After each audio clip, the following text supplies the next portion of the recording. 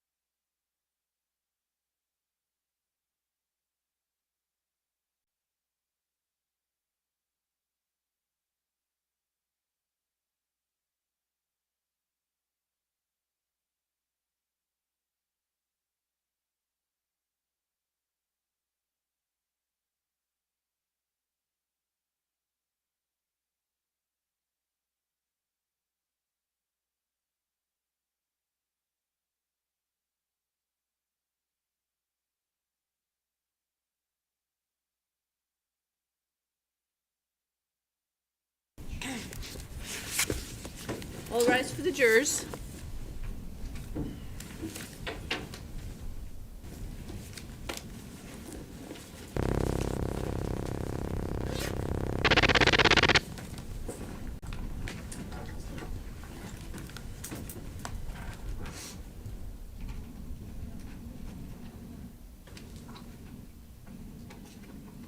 All rise for the jury.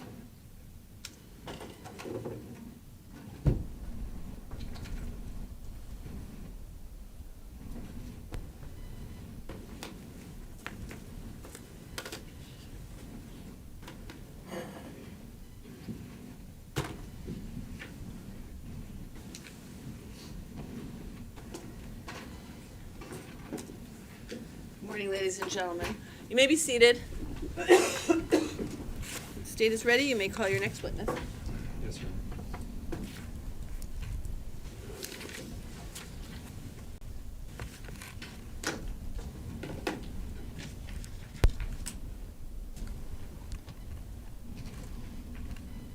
Your Honor, the state calls Travis Beach to the stand.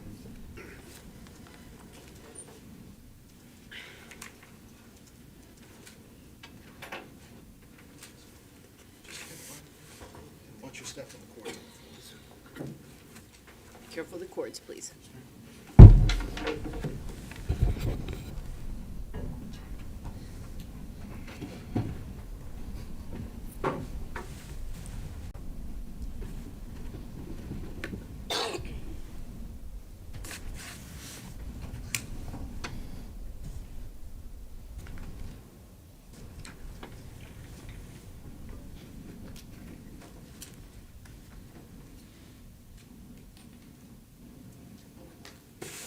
Mr. Beach, if you can stand it up again and just raise your right hand. Do you swear that the testimony that you're going to provide this jury will be the truth and the whole truth under the pains and penalties of perjury? Yes, sir. Thank you, sir. You can make yourself comfortable. Have a seat. There's some water in front of you if you'd like some. And Mr. Beach, I'm just going to remind you that it's a big room and all the jurors need to hear you, so please keep your voice up, okay? Yes, ma'am. Mr. Beach, can you start by stating and spelling your full name for the record? My name is Travis Beach, Travisbeach. And Mr. Beach, what city and state do you live in? I currently live in Concord, New Hampshire. And how long have you been a New Hampshire resident? All my life, 39 years. You're 39 years old? Yes, sir. And are you currently employed? Yes, sir. How are you employed? I work at EB Metals in Bow, New Hampshire. And what do you do for them? There's studs, RC. It's construction metal. And can you tell these jurors what kind of work you've done in your life, in your career? Carpentry, roofing, tree work, painting. Yeah, that's about it. Mr. Beach, what was your highest level of education? I graduated 12th, sir. You graduated high school? Yes, sir. And I want to switch gears just a bit. Back in March of 2020, where were you residing? Concord State Prison. Okay. In early March. I was Manchester, New Hampshire. Okay. And at some point in March, you were arrested, is that right? Correct. Okay. Prior to that arrest, do you remember the date of that arrest? I don't, not off the hand. Does March 5th sound correct? Yes, sir. Okay. Prior to March 5th of 2020, where were you living? I was,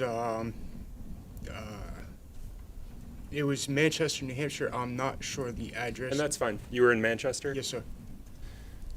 And who did you reside with in Manchester? Barbara Ewell. Do you know someone named Brittany Bedard? Yes, sir. How do you know Miss Bedard? She's my ex-girlfriend. And during that period that we're talking about, early March of 2020, was she your girlfriend? Yes, sir. And how long at that point had you known Miss Bedard? 10 years. Did she reside with you, with Miss Ewell? No, sir. Mr. Beach, do you know an individual named Brendan Middleton? Yes, sir, I do. And how do you know Mr. Middleton? We were working together at Accurate Tree Service. How long have you known Mr. Middleton? About 5 years. And that's at that point back in March of 2020? Yes, sir. How would you describe your relationship with him? Were you friends or something else?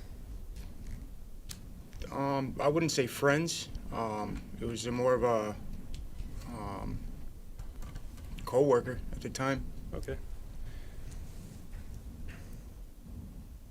I want to switch gears for just a moment. You mentioned going to state prison Yes, sir. on March 5th of 2020. Were you convicted of a theft by deception and theft by unlawful taking back in 2019? That's correct. Were you also convicted of theft by deception in a 2014 case? Yes, sir. How about theft by unlawful taking in a 2016 case?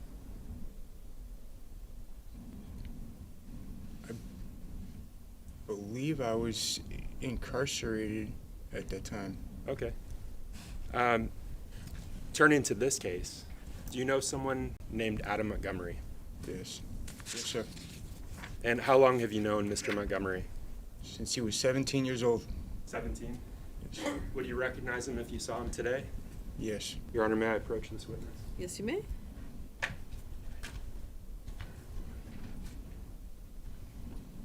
Mr. Beach, I'm showing you State's Exhibit 101. Yes, Do you sir. recognize the individual depicted in this image? Yes, sir. Who do you recognize this to be? Adam Montgomery. The same Adam Montgomery you've known since you were 17?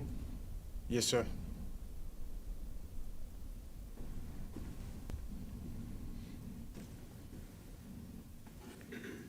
And back in early March of 2020, February into March of 2020, had you recently reconnected with Mr. Montgomery? Yes, sir.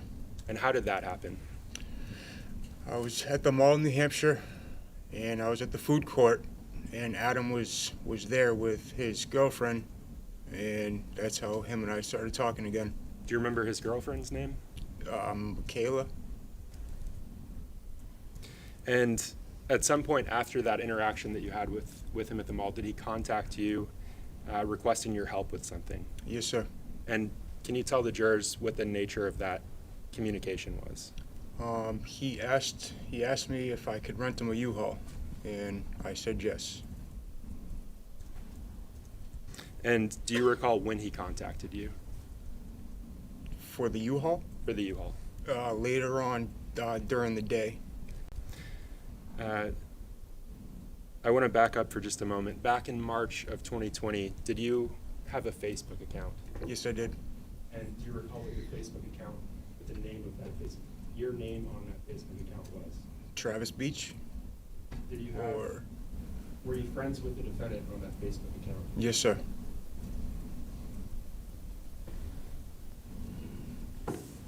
And so when he contacted you and asked you to rent him a U-Haul, what did you do? I didn't hesitate. He's a friend. I wasn't thinking of anything negative. I was at his apartment. I saw everything packed up. I put one and one together, thought it was two, but it wasn't. Okay. And let me stop you there, Mr. Yes, sir. Middleton. You said you were at his apartment and you saw things packed up. Yes, sir. Do you remember where his apartment was? Union Street, I believe. And that's here in Manchester? Yes, sir. Do you remember when you were at his apartment? 2020. Were you at his apartment with Brittany Bedard, with Miss Bedard that you mentioned? Yes, sir, I was. Your Honor, may I approach the witness? Yes?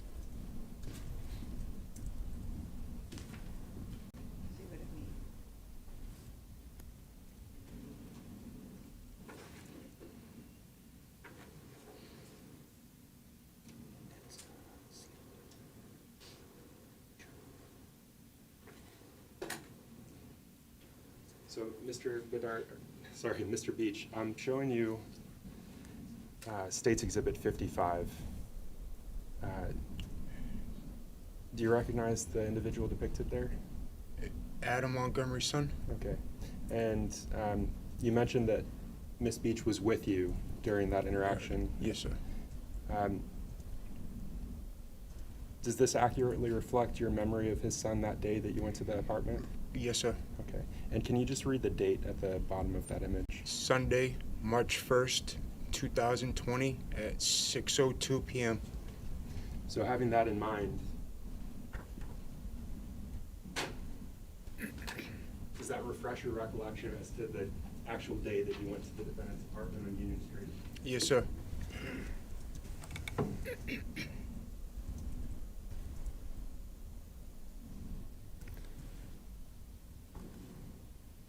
Did you have any discussions with the defendant when you went to that apartment street? We had multiple, yes, sir. Specifically with respect to the rental of a U-Haul van? I'm sorry? Specific to the rental of a U-Haul van? Yes, what were sir. those discussions that you had with the defendant? We did. What were the discussions?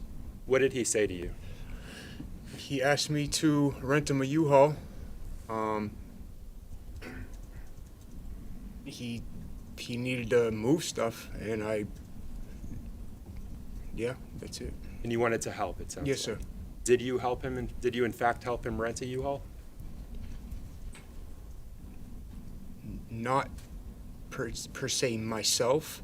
I got somebody to rent him a U-Haul, so in aspect, yes, sir. Okay. And I want you to walk us through that. You said you got someone to rent him a U-Haul. Yes, sir. Who is that someone that you're referring to? Brendan Middleton. And the same Brendan Middleton that at that point you'd known for 5 years? Yes, sir. And so this wasn't the same day, this was a separate day. Can you walk us through getting that U-Haul with Brendan Middleton? I myself didn't have a license at the time, so I asked Brittany to get Brittany Bedard to get the U-Haul, and she couldn't, so we had Brendan Middleton rent the U-Haul because he's the one that had the license at the time. The day that you got the U-Haul, where were you staying? Where were you sleeping that day? At the time, at Barbara Yule's house. At some point during that period, did you go to the Econo Lodge and stay there? Yes, I did. Do you recall how many nights you stayed there? One night. Do you know whose name that room was in? I'm pretty sure it was Brittany Bedard's. And did the defendant also stay at that hotel with you? Yes, sir. Separate room or same room? Separate room. He was on the first floor, and I was on the second floor. So you're staying at this hotel. At what point do you go and get the U-Haul for the defendant? It was later on during the night. It was like it was dark. It was dark out, so 8-ish. And can you tell the jurors who you went with? Who accompanied you to get the U-Haul? Myself, Brittany Bedard, Brendan Middleton. Okay. And where did you go to get that U-Haul? The U-Haul place on South Willow Street here in Manchester, New Hampshire. South Willow Street. Yes, sir. What did you do after getting the U-Haul, Mr. Beach?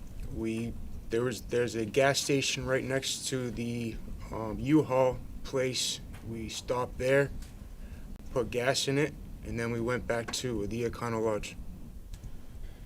When you say we went back to the I'm Econo sorry. Lodge, Myself, Brittany Bedard, and Brendan Middleton. and what did you do when you returned to the Econo Lodge?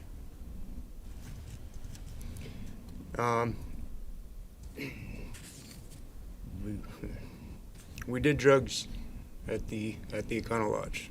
Permission to approach, Judge. Yes?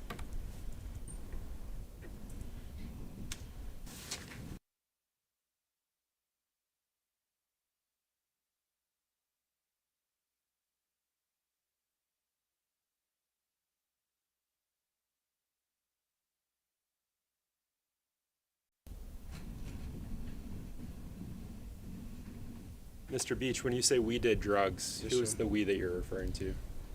Myself, Brittany Bedard, Adam, and Kayla Montgomery. And what drugs are you referring to? What kind of drugs? Cocaine. Is that crack cocaine? Yes, sir. And,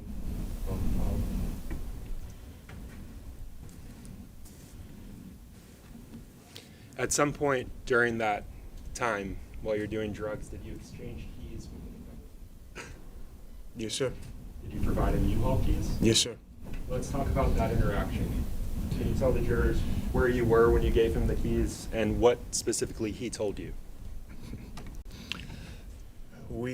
Myself and Brittany Bedard gave the keys to Adam Montgomery, which he was staying at the Econo Lodge on the first floor. After that, Adam Montgomery and myself went outside to smoke a cigarette. He was pacing back and forth. He said he effed up, and I asked him what he meant, and all he could say and repeat was he effed up. And I'm not sure. And you said he repeated that. Yes, sir. How many times did he repeat? 4 or 5 times. When you say effed, did he actually say the word? Yes, sir. What did he say? Can you tell the jurors? Am I allowed to say it? I fucked up. He repeated that Yes, sir. multiple I times. apologize. It's okay, thank you. Yes, sir. Did you ask him to clarify? I did. And he did not. Did he say anything when you asked him to clarify? All he kept saying was that I fucked up. Where was Kayla during that conversation? Kayla was in the first floor at the Econo Lodge with Brittany.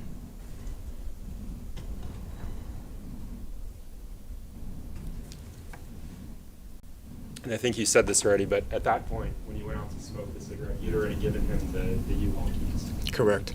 At any point during your time with that at the Econo Lodge, did you see the defendant drive the U-Haul? I did not. At some point, did you go back to your own room with Miss Bedard? Yes, sir. And prior to going back to your own room, had you seen him drive the U-Haul at all? No, I did not. Was the sun out when you went back to your own room, or No, sir. It was still nighttime. it was nighttime? Yes, sir. And do you know what the defendant did with the U-Haul? I don't. Did you attempt to get in touch with him the following day about the U-Haul? No, sir. Do you think seeing those your Facebook messages would refresh your recollection on that point? Yes, sir.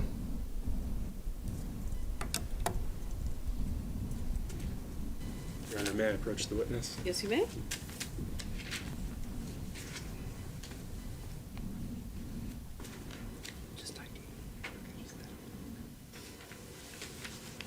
So, Mr. Beach, I'm showing you what's been marked for identification. It's Yes, State's sir. Exhibit 139. Yes, sir.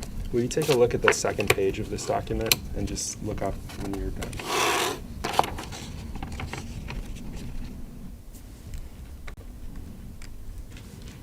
So let me ask you this while you're reviewing. Do you recognize what that is? No, sir. Okay. So let's do this. At the top of the page, does it say something there? Meta Platform Businesses Record? Meta Platform Business Records? Yes. Meta, sorry. Are you familiar with Meta? No, sir. Okay. All right, so let's look on, does it say what the service is there? Facebook. Okay. And then halfway down the page, does it say first and last name? First name Travis, middle name is blank, last name is Beach. Okay, and I want to talk about the specific records. Yes, sir. If I can have just a moment.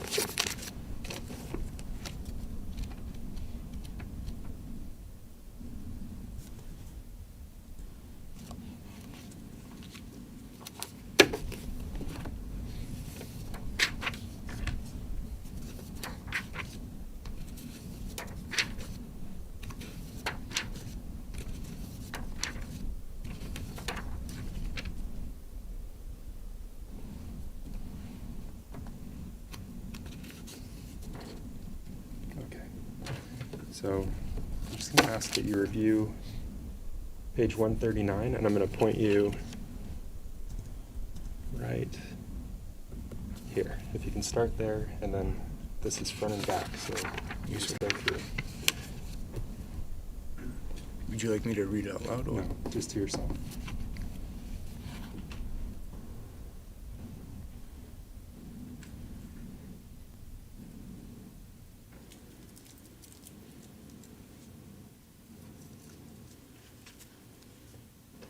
Okay. And so I'm going to draw your attention to right here, this message.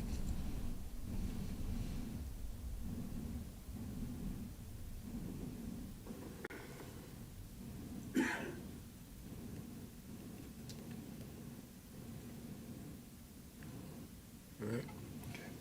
So having reviewed that, does that refresh your recollection with respect to whether or not you reached out to the defendant about the U-Haul? I mean, it's right. I don't remember it, but it states right there. So yes. All right, and I'm going to hand you what's been marked for identification as States Exhibit 140. Yes, sir. And I'm just going to ask you to read that top message. Out loud. Nope, to yourself.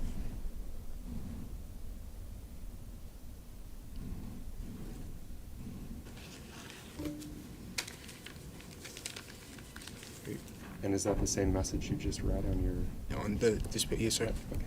All right. So with respect to these messages, are they fair and accurate in terms of the messages that you exchanged with the defendant? Yes, sir. Okay. Your Honor, I move to strike what's been marked for identification as States Exhibit 140 and mark full and publish to the jury. Any objection? 140 is the communication as opposed to the certified records. Right. No objection to 140. The ID is stricken. It's entered as a full exhibit. It may be published. Okay. I'm going to take these back. Yes, sir.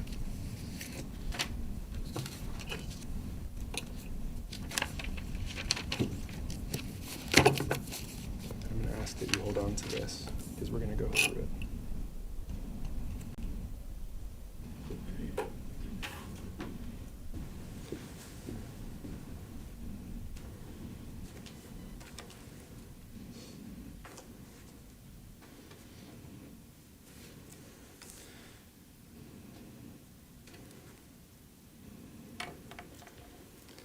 So I'm going to put the exhibit that's in front of you, States Exhibit 140, up on the screen behind you.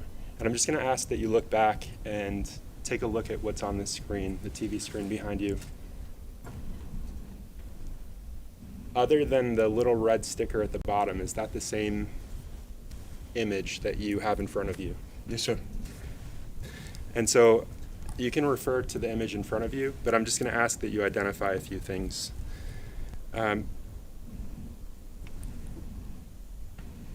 Starting with the top message, can you tell us who the sender of that message is? What's the name of the individual? It says next to author.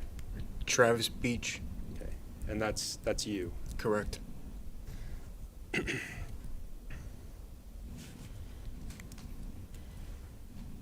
Can you tell us when that message was sent? And it's right below the author's name.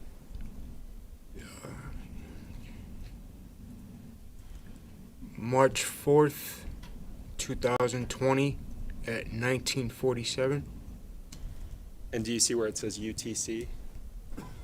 Yes, sir. Are you familiar with Coordinated Universal Time, Mr. Beach? No, sir. Fair to say, though, it's not Eastern Standard Time. Correct. Okay. And can you tell us what you wrote? The slide immediately, or the message that says body. Bro, what U-Haul did you drop it off at? Because he just got a text saying the van was supposed to be back at 2, so please let me know. WTF is going on. And after you sent that message, did you immediately send another message? Can you go to the next, where it says body? ASAP.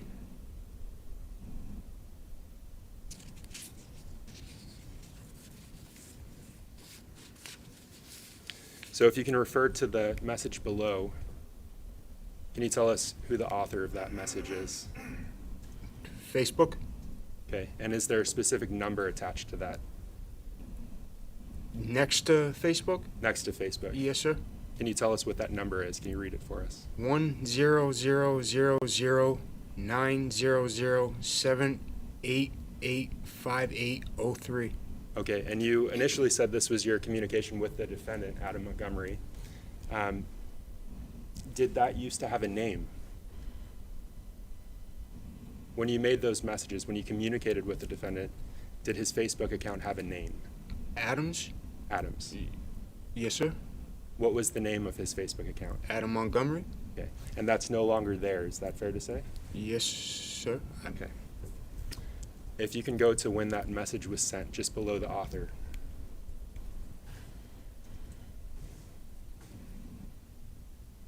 And if you can read the date and time of the response. 3/4/2020, 1947.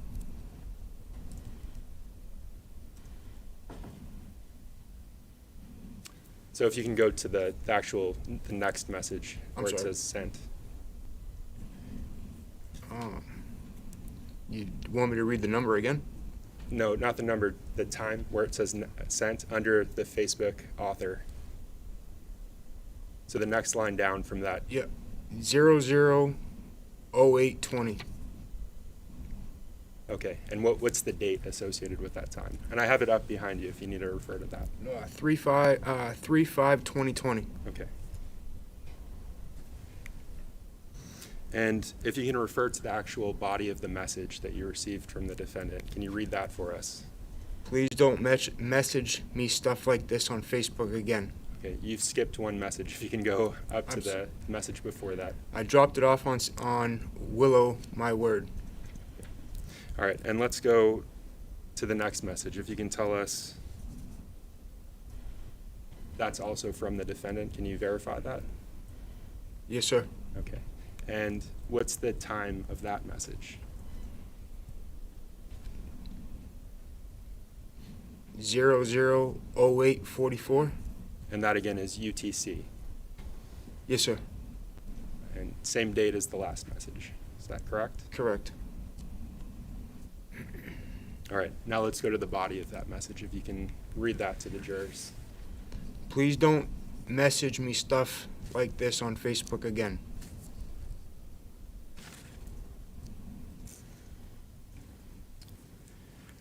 Do you know why the defendant didn't want you messaging stuff to him about a U-Haul rental? No.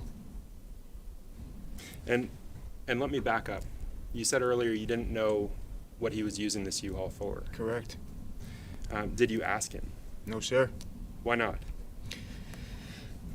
Honestly, I didn't think I had to because I saw all his belongings packed up, and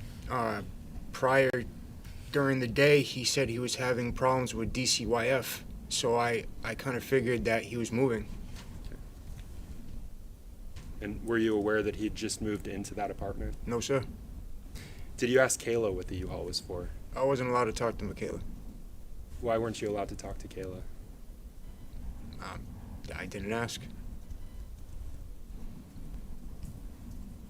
Mr. Beach, did you ever meet a child named Harvey Montgomery? No, sir. The defendant? No, sir.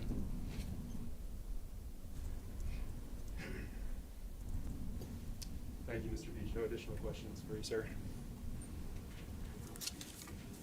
And good morning, Mr. Beach. Yes, sir. I'm Jamie Brooks, and I represent Mr. Montgomery. You indicated on direct examination that you reconnected with Adam. I believe you said it was February of 2020? I didn't say February. Do you know when it was?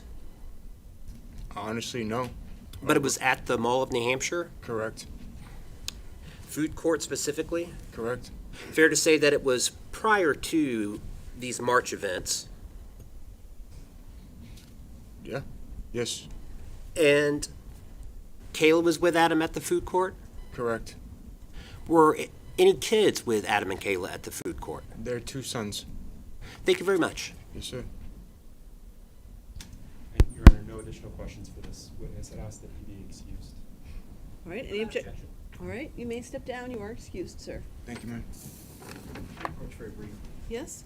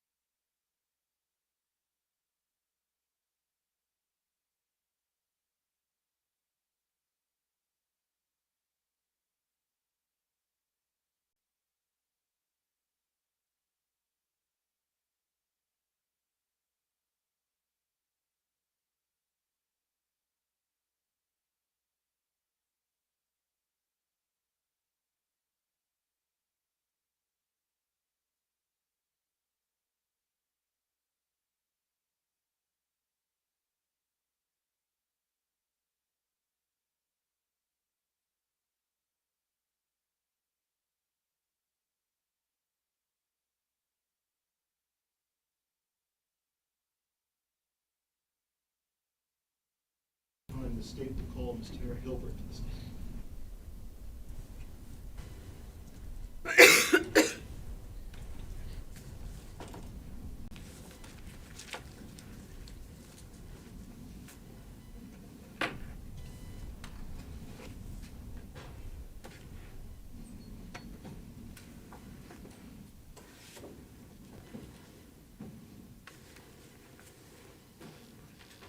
Morning, Ms. Hilbert. Good morning.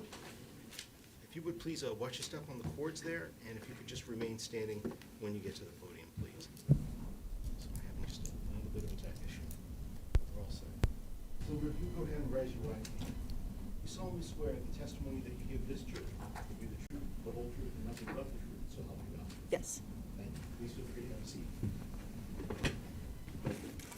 Ms. Hilbert, as we're being recorded here today, would you please go ahead and state your full name and spell both your first and your last name for the record? Tarah Hilbert, Tarah Hilbert. Thank you, Ms. Hilbert. And what town are you living in right now? Manchester, New Hampshire. How long have you lived in Manchester? Almost 8 years. Okay. And where do you live? What street? Orange Street. On Orange Street? Yes. Okay. What do you do for work? Pretty much the property manager for over there. Okay. And when you say the property manager, how many buildings do you help manage?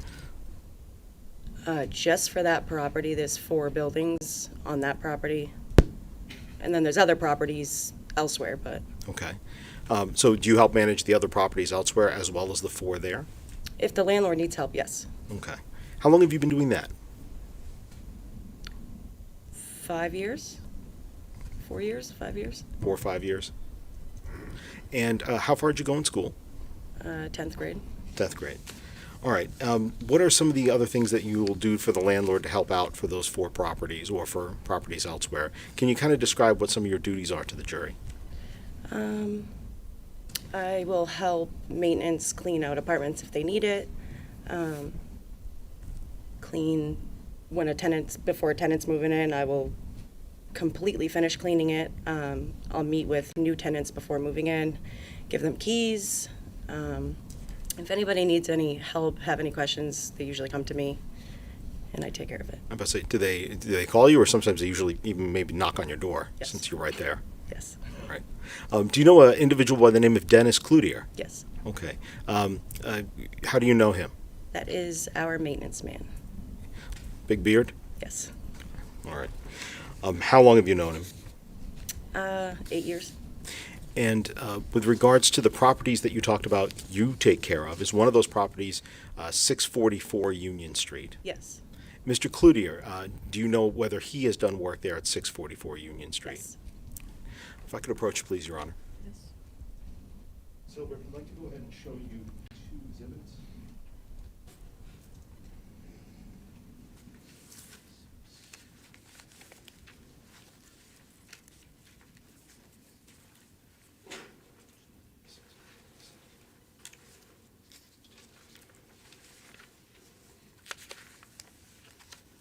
To show you what's marked states 136 and 137, and just ask generally whether or not you recognize those images. Yes. What do you recognize them to be? This is my building that I live in. Okay. This is the corner of Orange and Union, and then the other property of Union Street. All right. I see that's all on 136. And what about 137? That is my back parking lot. Okay. Back parking lot for your building. Is it also the back parking lot for 644 Union? Yes. All right. I'm going to leave these up here with you for a moment, but I'm also going to project them up onto the screen.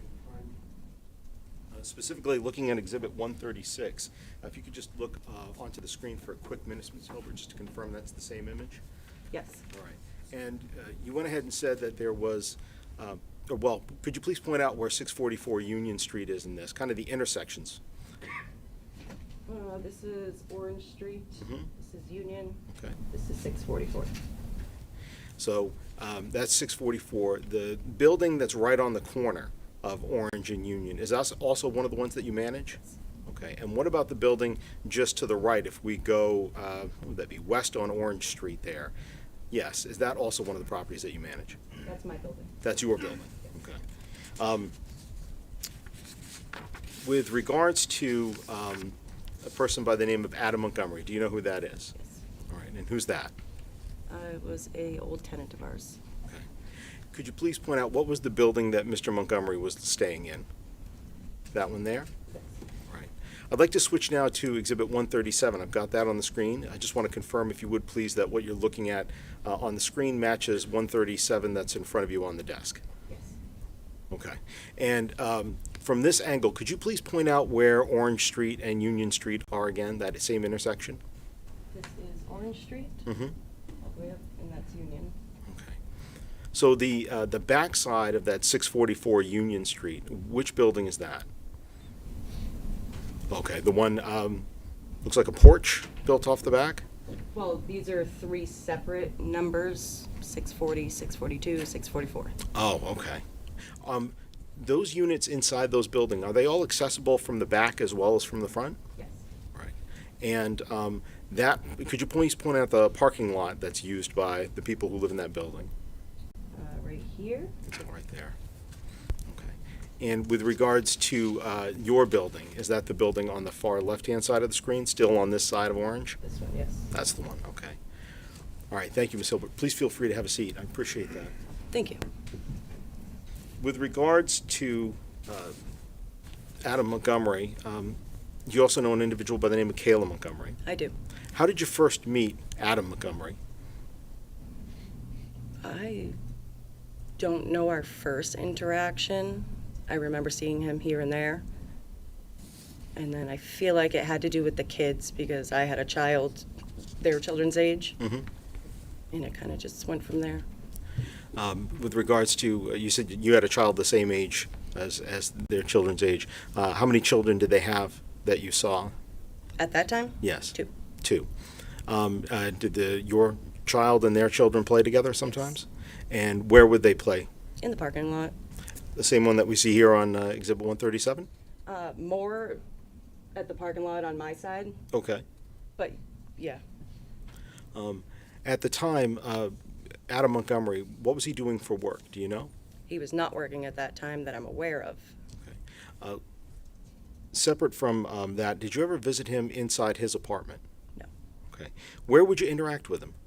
In the parking lot, my porch, and he was in my house a couple times. And why was he in your house a couple times? We were feeding him, Kayla, and the kids. Okay. What time of year was that? Summertime. Something like a grill out or something? Yes. All right. Did he ever say anything to you about having a daughter by the name of Harmony? He did. Okay. What did he say about Harmony?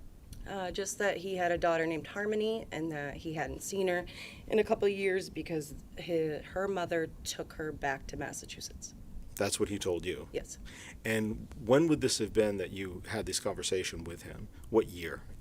2020. 2020? Yep. All right. Would you have conversations with him also in, let's say, to 2021 as Yes. well? With regards to, let me just say this. Did he ever say specifically where Harmony was with her mother? I want to say it was Lowell. Okay. Lowell, Mass. All right. That's your memory? Yeah.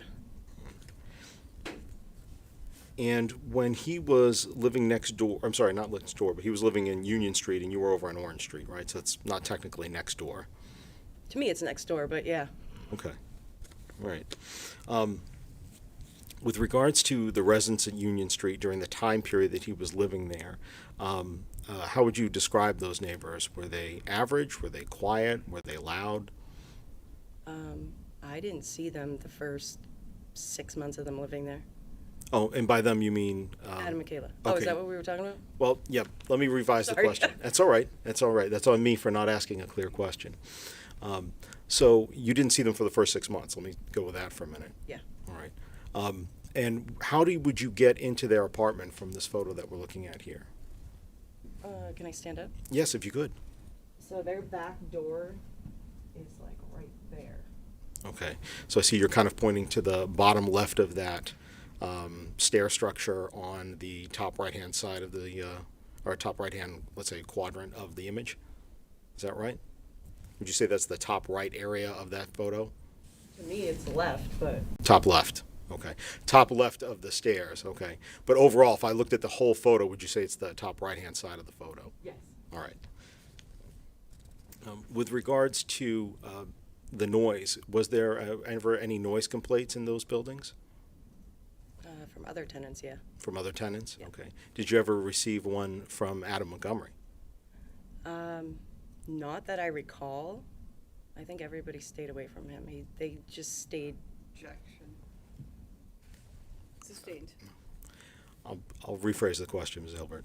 So with regards to that particular building, did you ever respond to any sort of noise complaints at that building? No, Okay. And I mean 644 Union Street, that building. no. All right. And let me ask, with regards to Adam Montgomery, did he ever tell you where they were living prior to them living at 644 Union? Yeah, they told me that they had stayed with Sustained. Rephrase the question, please. Okay. What, if anything, did Adam tell you about the location of where he had been living prior to him coming to be with you? I knew about the FIT program they were in, and then. Did he living ever with say about any other residence he lived in before FIT? a car? A car. Thank you. I'd like to ask a few questions with regards to Kayla Montgomery. Did you have conversations or communicate with her as well? Yes. Okay. And I'm not going to go into the substance of what those conversations were, but what were the ways that you would communicate with each other? Sometimes through Facebook Messenger, other times on my porch, parking lot. In April of 2021, at any time, did you take Kayla away from the Union Street apartment? I did, Why? because Adam had beat her pretty bad.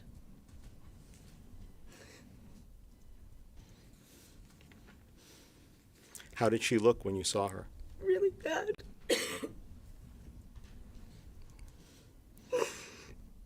And when you say really bad, can you describe where you saw, I'm sorry, did you see any injuries on her? I did. Where did you see those injuries? Her eyes, her nose, she was covered in blood. Where did you take her? To a hotel in Hooksett.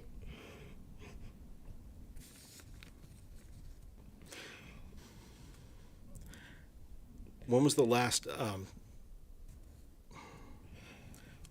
did she have anybody with her when you took her to the hotel in Hooksett? Her two boys, and the little girl that she had just had. The baby?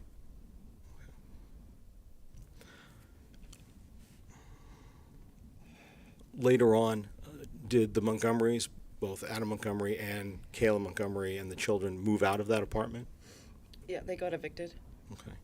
Were you a part of the clean out that was done on that apartment? Was not. Who would have come in to do that clean out? Dennis. And when a clean out is done of the apartments, when you manage them and the ones that you've seen, what's the sort of work that gets done on those apartments?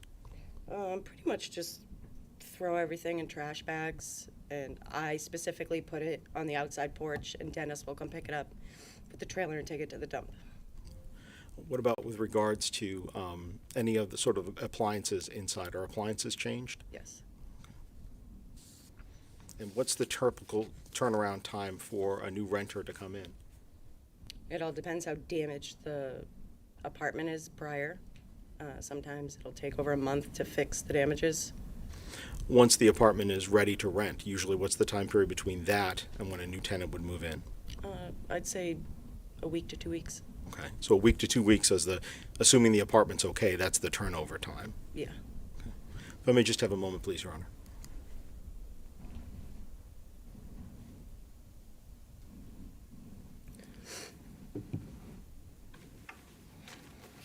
Okay, Ms. Hilbert, thank you very much. Those are all the questions that I have. I believe defense counsel may have a few. Thank you, Your Honor.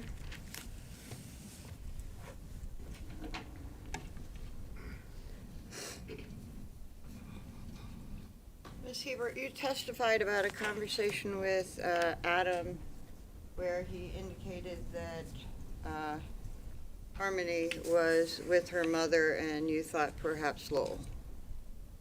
Yes. And that conversation came up in the context of him talking about missing her, right? And he sort of asked, well, where is she? And that was his answer. Yes. Now, you also talked about seeing Kayla with black eyes, Yes. and you're pretty emotional about that, right? Because you and Kayla had become very good friends. Not just that. Oh, right, of course. But one of the reasons was that she was quite dear to you. Yes. And over the course of the time that she moved in, you didn't really meet him for about 6 months, but then when you met him, you and Kayla became good friends. Slowly, but yes. And during that, after Kayla was arrested, you contacted her in jail. Yep. And you remained good friends with her. For about a month, yeah. Okay. Thank you. Welcome.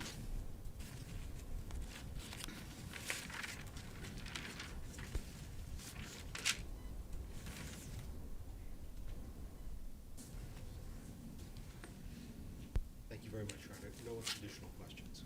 You may step down. Thank you. The witness to be excused, please. Any objection? No objection. The witness is excused.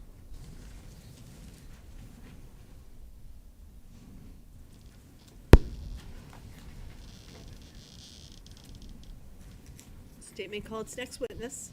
Thank you, Your Honor. At this point, the state would like to call Ms. Jessica Guerin. Stand, please.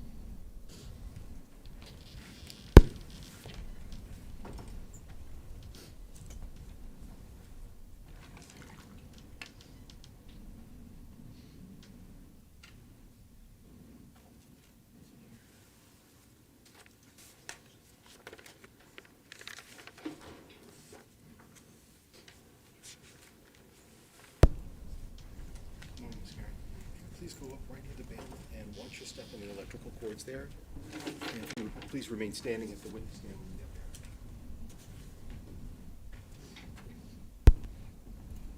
there. You make sure your phone is turned off. It is. Okay, thank you.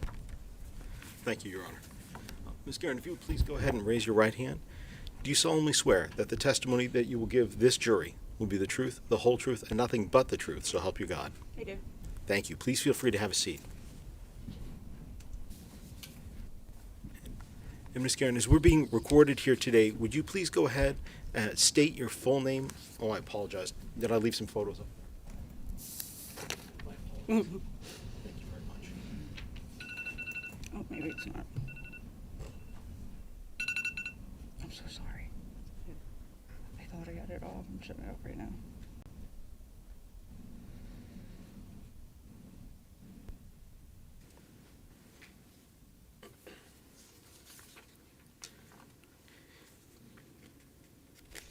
Is it off or in mute? I'm trying. I don't know. It's a new phone. I'm so sorry. I thought I had it off all the way. Well, we will try to make our testimony quick, but we do need to have it in mute, please. Yep, I'm doing it.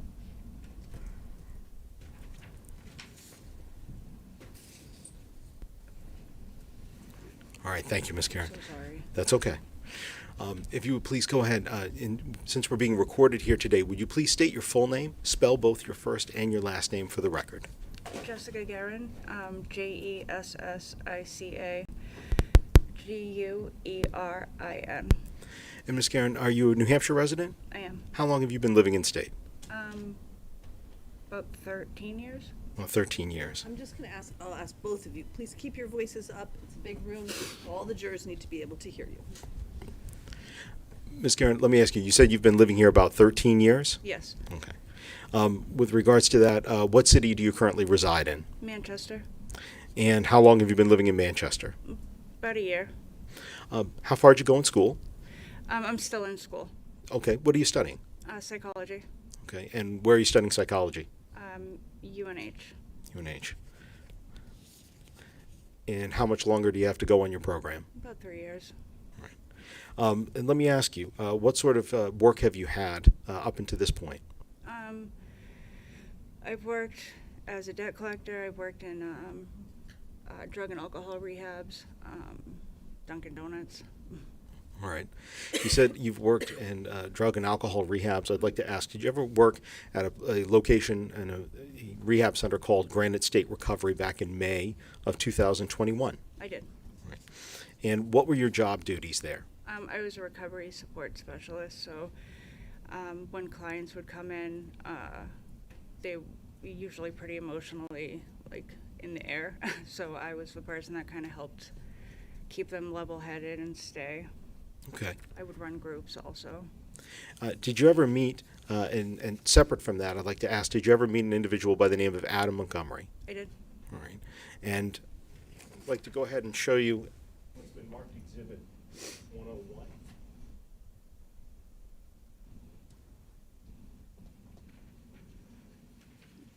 Do you recognize this person? Mm-hmm. Yes. And who's that? Adam Montgomery. Adam Montgomery, the person that you met in May 2021? Correct. Let me ask you, you also know an individual by the name of Shane Perkins. I do. Okay, and how do you know Shane Perkins? It was somebody that I dated that was a friend of Adam's. Was that back during this same time period of 2021? Correct. It's right when I met Adam. At the time, where was Shane living? At one of the facilities. Okay. And with regards to Adam Montgomery, do you know where he was living back then? Yeah, same house. Same house? And where was that house? What city? Auburn Street. I think it was 241 Auburn Street. Oh, right here in Manchester. Correct. All right. Did you ever have a conversation with the defendant, or generally, did you ever talk with Adam Montgomery about children or his children? Yeah, we used to have quite a few in-depth conversations. All right. How many children did he say that he had? So for the most part, I only knew of the two boys.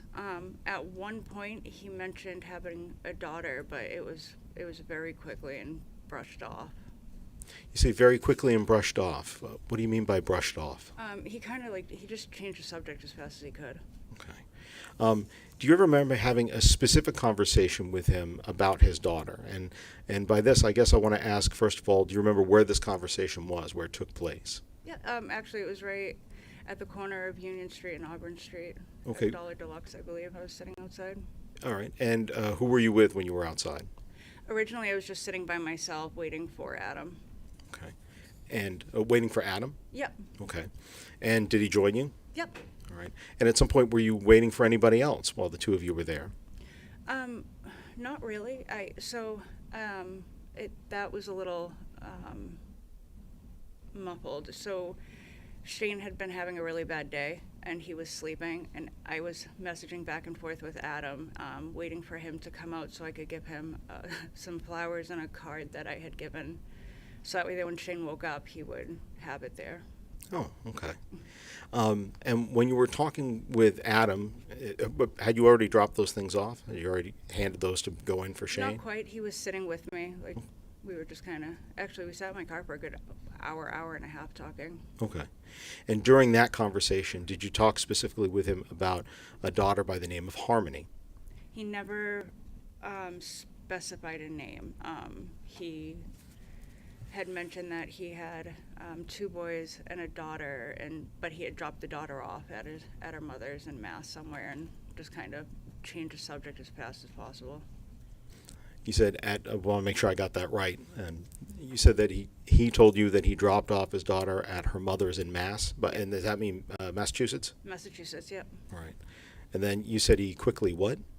Brushed off the I'm not sure exactly how it happened, but the conversation switched very rapidly. If I can just have a moment, Your Honor.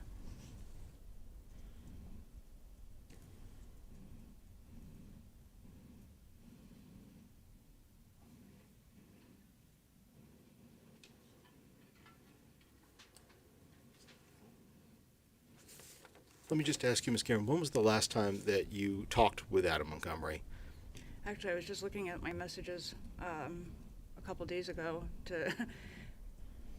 I think it was March of 21. So it's been a couple of years. Yeah.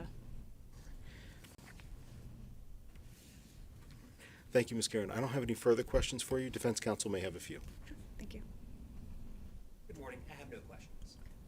You may sit down.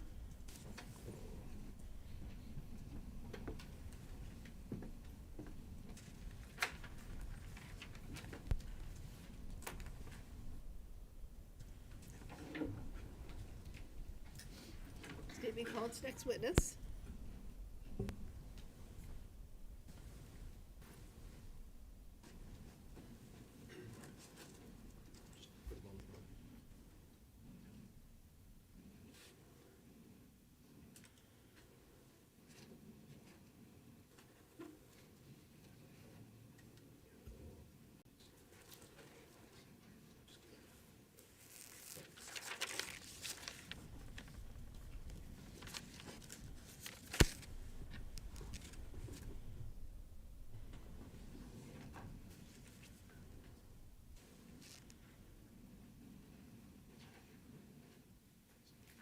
Your Honor, if we could approach.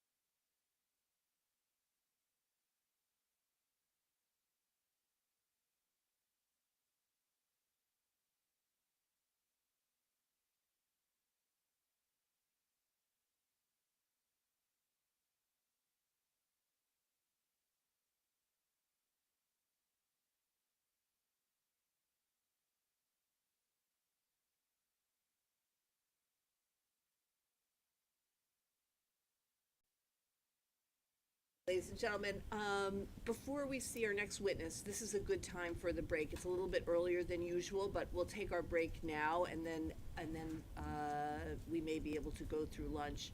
We have a couple of matters that we have to deal with now. So why don't I give you your mid-morning break now? Don't talk to each other or anybody else. Don't do any independent research. Don't look up anything online, and we will see you hopefully in 15 minutes or so. Like I said, there are a couple of things, so maybe a little longer, but we'll get you back in here as soon as we can. All right? All rise for the jurors, please.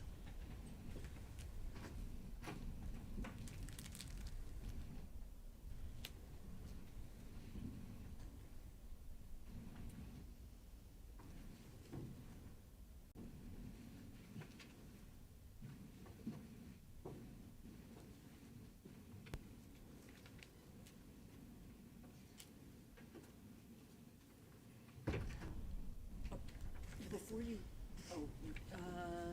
well, can we just, you may be seated.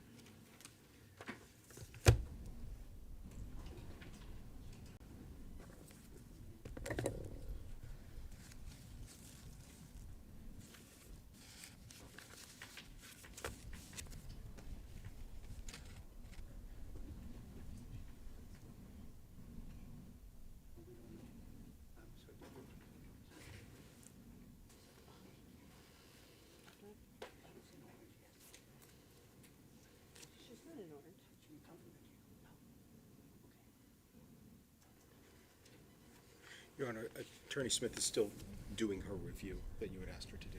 Okay, So she has the device, they've had it for a few minutes. okay, that's fine. I just wanted to be in here so that if the witness comes up and is in, I would get some of you anyway, so that I could address her, and she could be on the stand.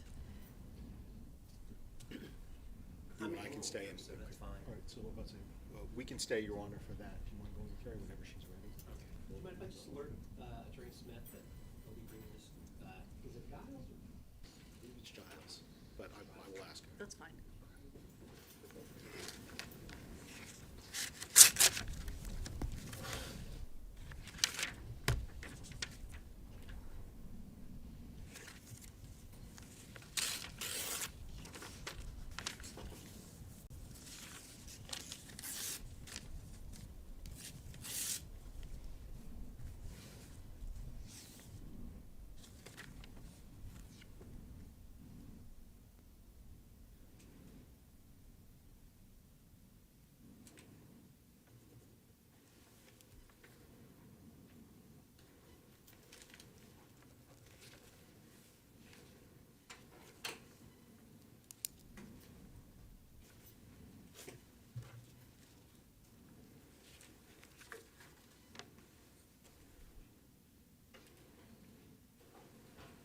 And counsel, just approach for a minute. Yes.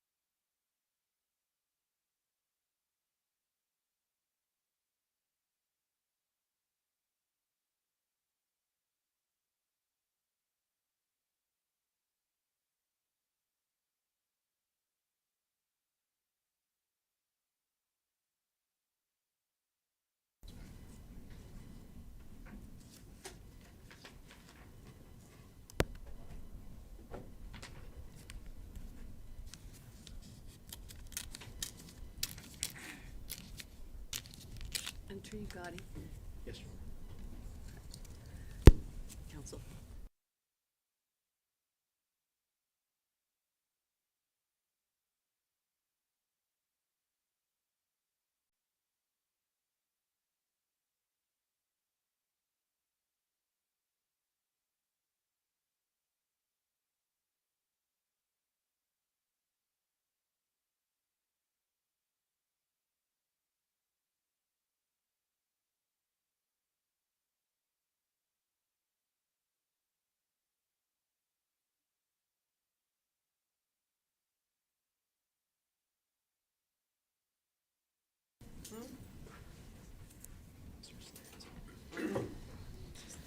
Is she before lunch? So I'll do it at lunch. Okay, did you want to hold on to this? Oh, it's our copy, okay. No, it's the one that I just want you to But you review it. haven't marked it yet. No, I want you to review it first. Hold on to it until lunch. Attorney I Gotti, will lose you everything. would just approach her, please. Sorry, Your Honor. If you would just speak to her about that for a Yes, moment. ma'am.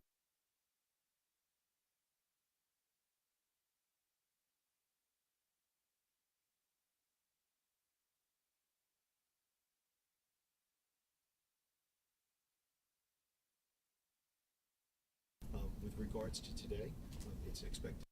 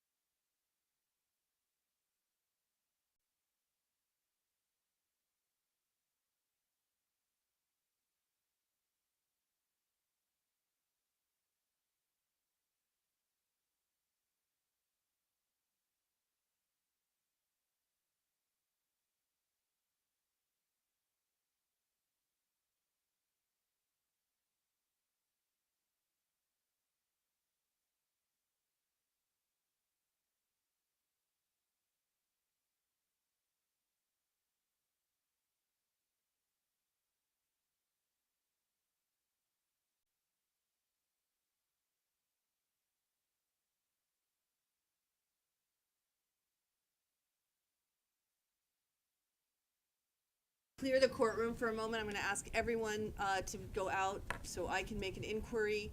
I will ask for the cameras to be turned off. Cameras to be turned off. In the court monitor, we're gonna place this under seal.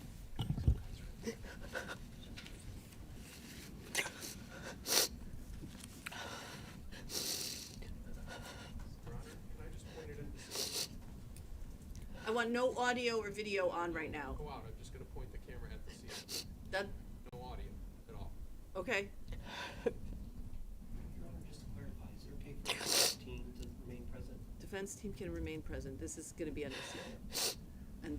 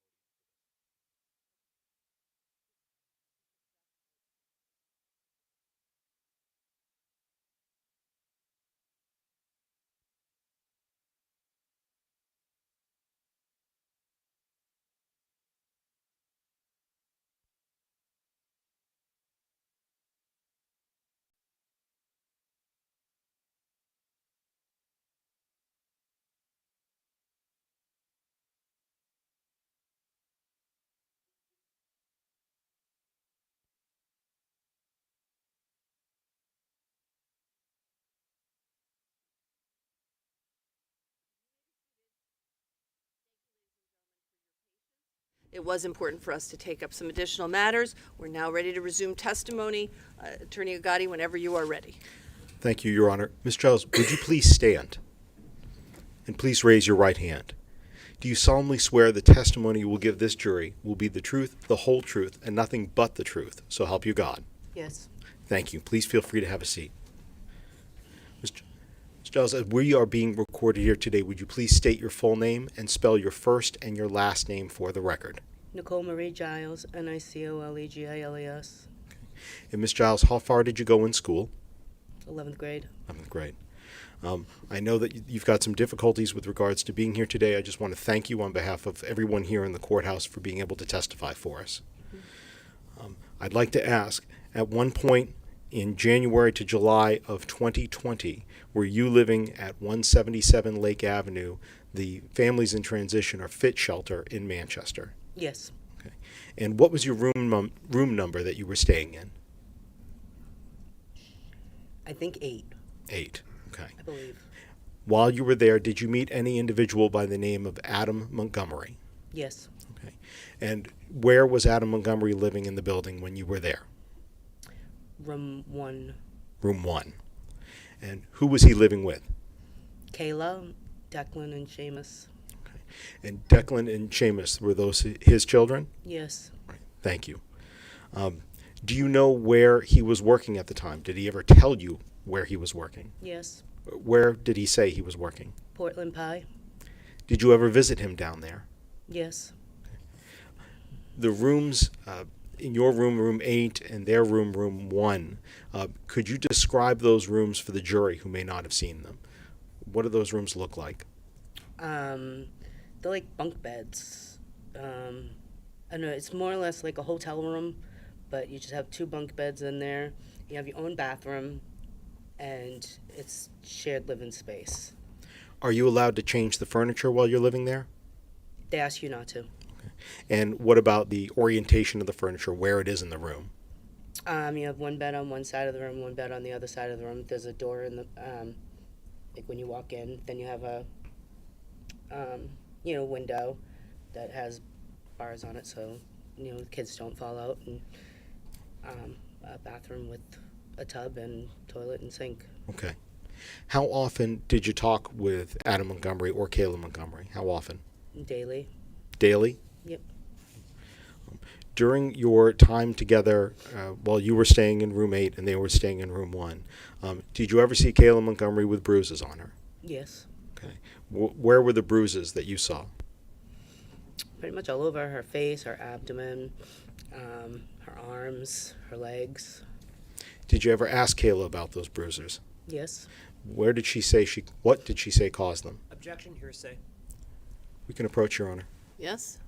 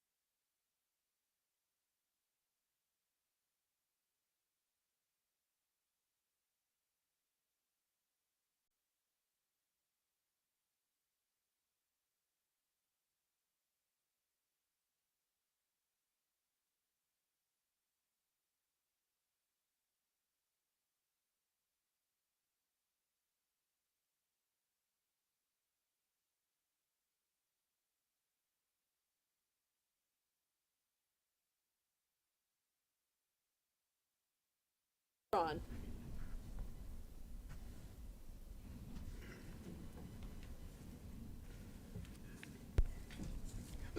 Thank you, Ms. Giles. I apologize for the interruption.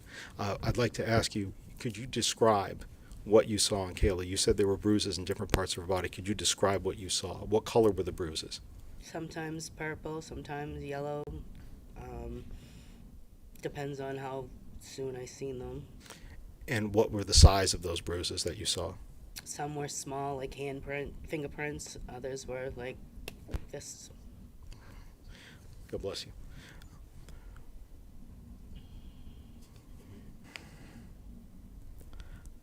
How often did you see them on her? Pretty often. And pretty often, how often is that? I don't want to put words in your mouth, so. There was like a new one pretty much every day. Okay. Did the Montgomerys move out of the fit shelter? Yes, Okay. Did you do anything to help them in that move? yes. And what did you do? I helped them move out with Okay. their belongings. And how did you help them move out? I helped them take their stuff from their room. I put it in my vehicle and I brought them to their apartment. Okay, I see. So you had a vehicle, and you were helping with your vehicle to move things over. Yes, sir. Okay, where did they move to? On the corner of Orange and Union. I don't remember the exact address. Did you stay friendly with them after the move? Yes, Did you ever visit them in their apartment at that new building? yes. Could you describe for the jury what the inside of that apartment looked like? It was kind of cluttered, a little messy. There was cockroaches. It was only a one bedroom. There was holes in the walls, ceiling. There was one time I went there and like I don't know, it looked like the living room was torn apart and half the walls, the bathroom. Let me ask you, you said living room was torn apart, half the walls. Let me ask about a couple of specifics if I can. What about the light fixtures? Did you ever notice anything about the light fixtures there? Yeah, they were hanging from the ceiling. Okay. They weren't like secured. When he first moved in, he had thought that it was one color and now it's a different color, and then he assumed the owners were spying on him, listening to his conversations. Did Adam Montgomery ever talk to you about any plumbing issues at that new building? Yes. What did he say? He said that the tub had backed up, and because I had asked, I went in to use the bathroom and the tub was dirty, and I asked what happened, and he said that he was waiting for the landlord to call because the plumbing backed up. So what did you suggest to him? I didn't really suggest anything. Separate from time there at that location, are you aware whether or not Adam and Kayla were ever over at the Econo Lodge staying there while they still had the Union Street apartment? Yes. Okay. And are you aware what time of year that would have happened? Spring, winter still, I should say, or spring or summer or fall? I want to say it was winter because it was like right after tax season. Right after tax season? Yes, sir. Okay.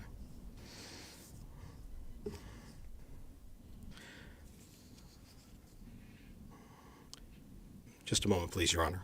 Yes. I'm sorry. I knew that was coming. Yeah.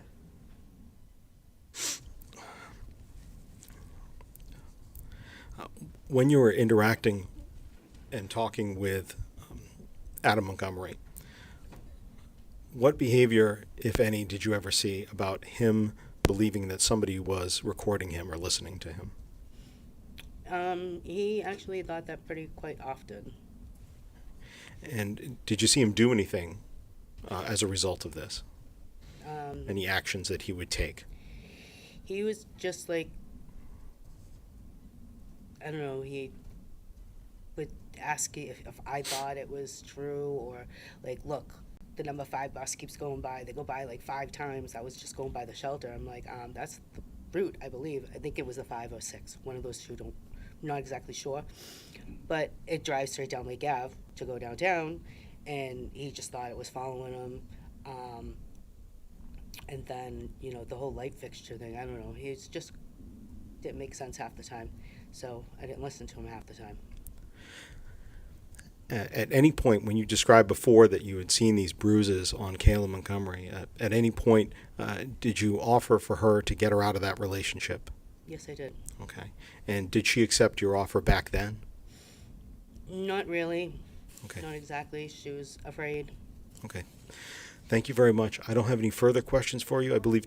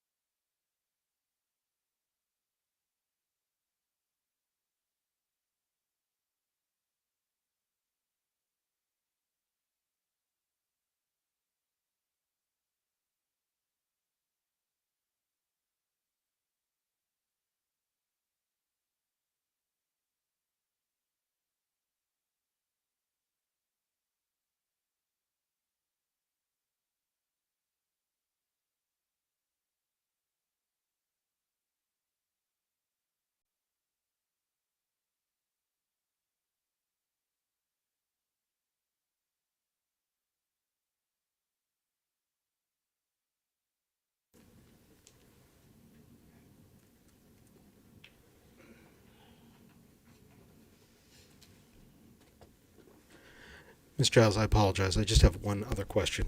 I'd asked you before about the bruises that you saw at Fit, and I just want to ask you, what did Kayla say caused those bruises that you saw at Fit?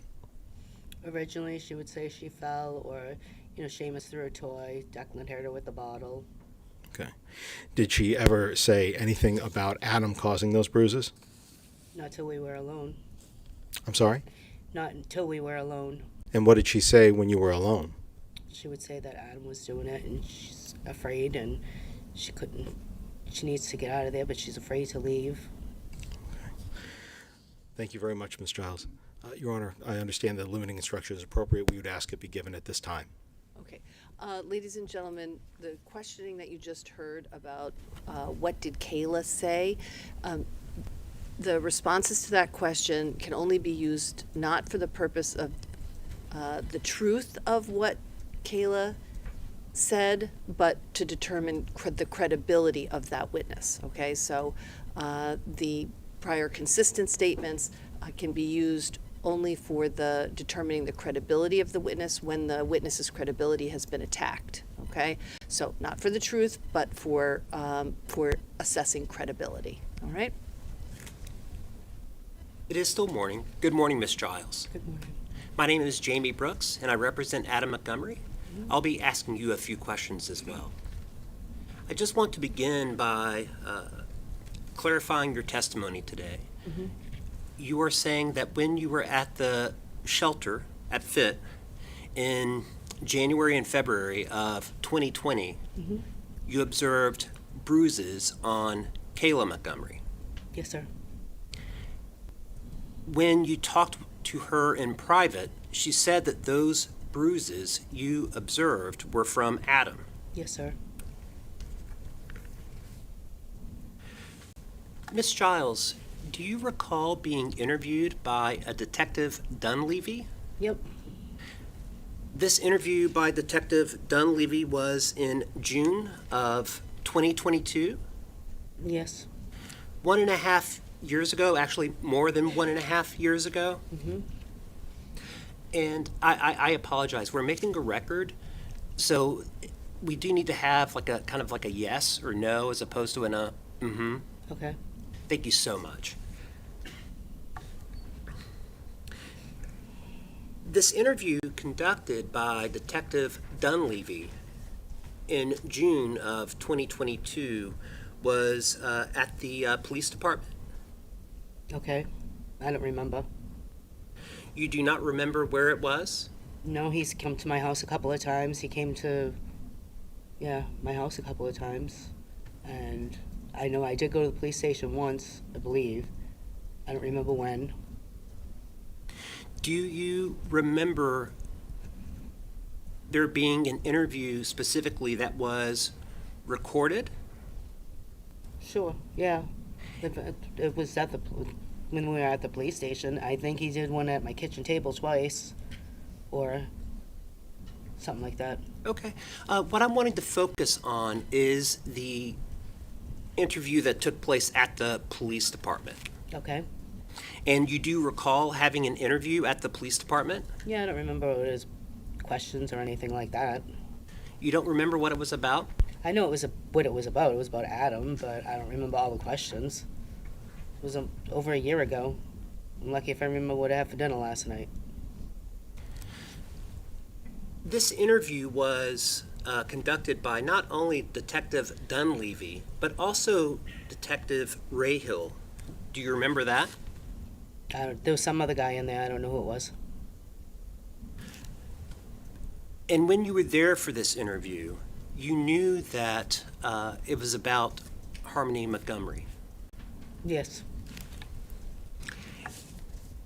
And you wanted to do everything you could to help, right?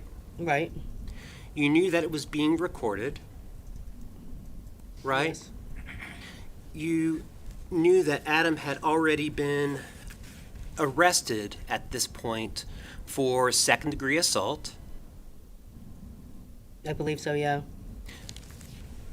Harmony's disappearance was already in the media at this point. Okay. By okay, do you mean yes? I don't pay attention to the news. I don't have cable.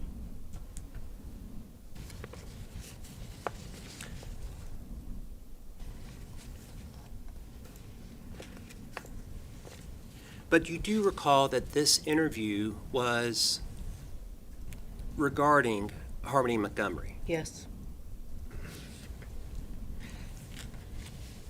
And the police were asking you questions.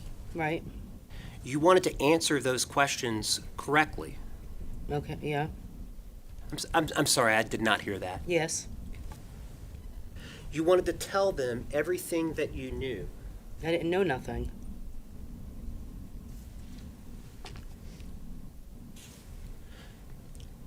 The police asked you about the time you spent with Adam and Kayla at the fit shelter, correct? Yes. And specifically, the police asked you during this June 9th, 2022 recorded interview whether you were aware of any domestic violence between Adam and Kayla, correct? Yes. And I said no. You said that Kayla on occasion referred to Adam as a dick, Mm-hmm. right? Yes.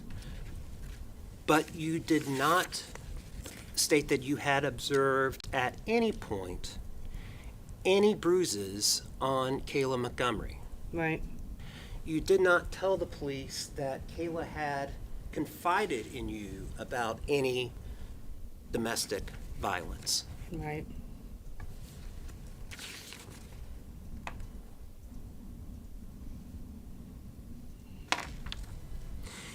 You did not tell the police that Kayla was in any way scared of Adam. Right.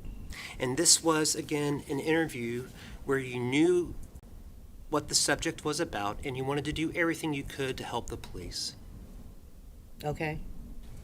By okay, you mean yes? Sure. Yeah. Yes.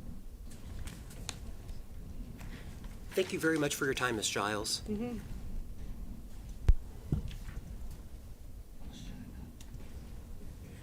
Ms. Giles, about those questions you were just asked, you didn't say anything about the domestic violence, about the abuse that you saw on Kayla in June of 2022. Do you recall Detective Rahal coming to meet with you in January of this year to talk about this? I'm sorry? Yes, in my kitchen. In your kitchen? Yep. All right. Yes, sorry. Does not rehabilitate? Overruled. Thank you. So, Ms. Giles, with regards to that conversation, you were just asked a moment ago about why you didn't say anything about domestic violence with Kayla back in June of 2022. What changed? What was different between June of 2022 versus when you talked to police in January of 2024? Just like flashbacks and memories of different things and demeanors and situations. When you were speaking with police in June of 2022, did you want to have anything to do with the investigation? No, I did not. Okay. And in January of 2024, why did you sit down with police and talk with them then and share more information? Because I'm a mother and I feel for Harmony's family. Okay. And your testimony here today about what you saw, what you experienced, and what you heard people say with regards to that, is that the truth, just as you've taken an oath to tell today? Yes. Okay. Thank you. No further questions, Ron.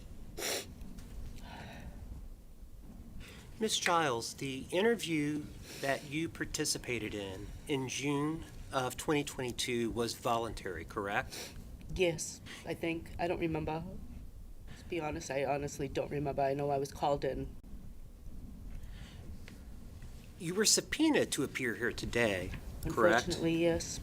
I'm sorry, but you were not subpoenaed to appear at the police station, correct? No. In fact, when you were advised, or when you arrived, you were advised that this was voluntary. You did not have to speak to the police. I guess I don't remember. I'm sorry. It's okay.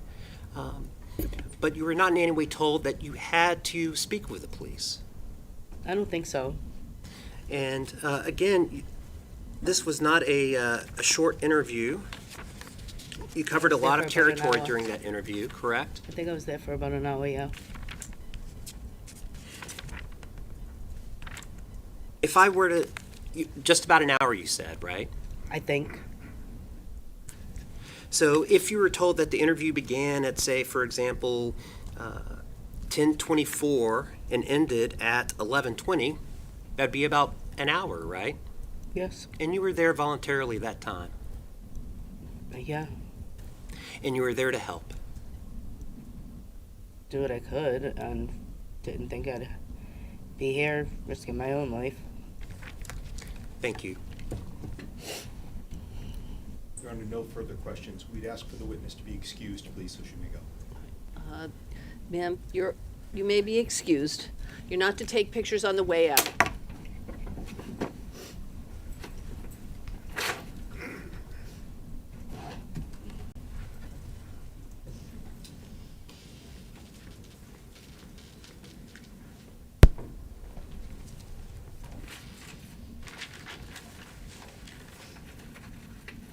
State may call its next witness. Thank you, Your Honor. The state calls Mr. Michael Dobe to the stand.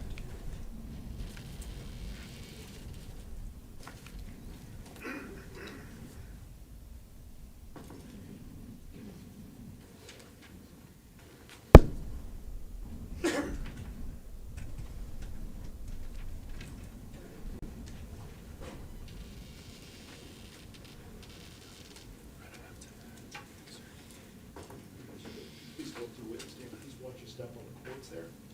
And remain standing when you get there, sir.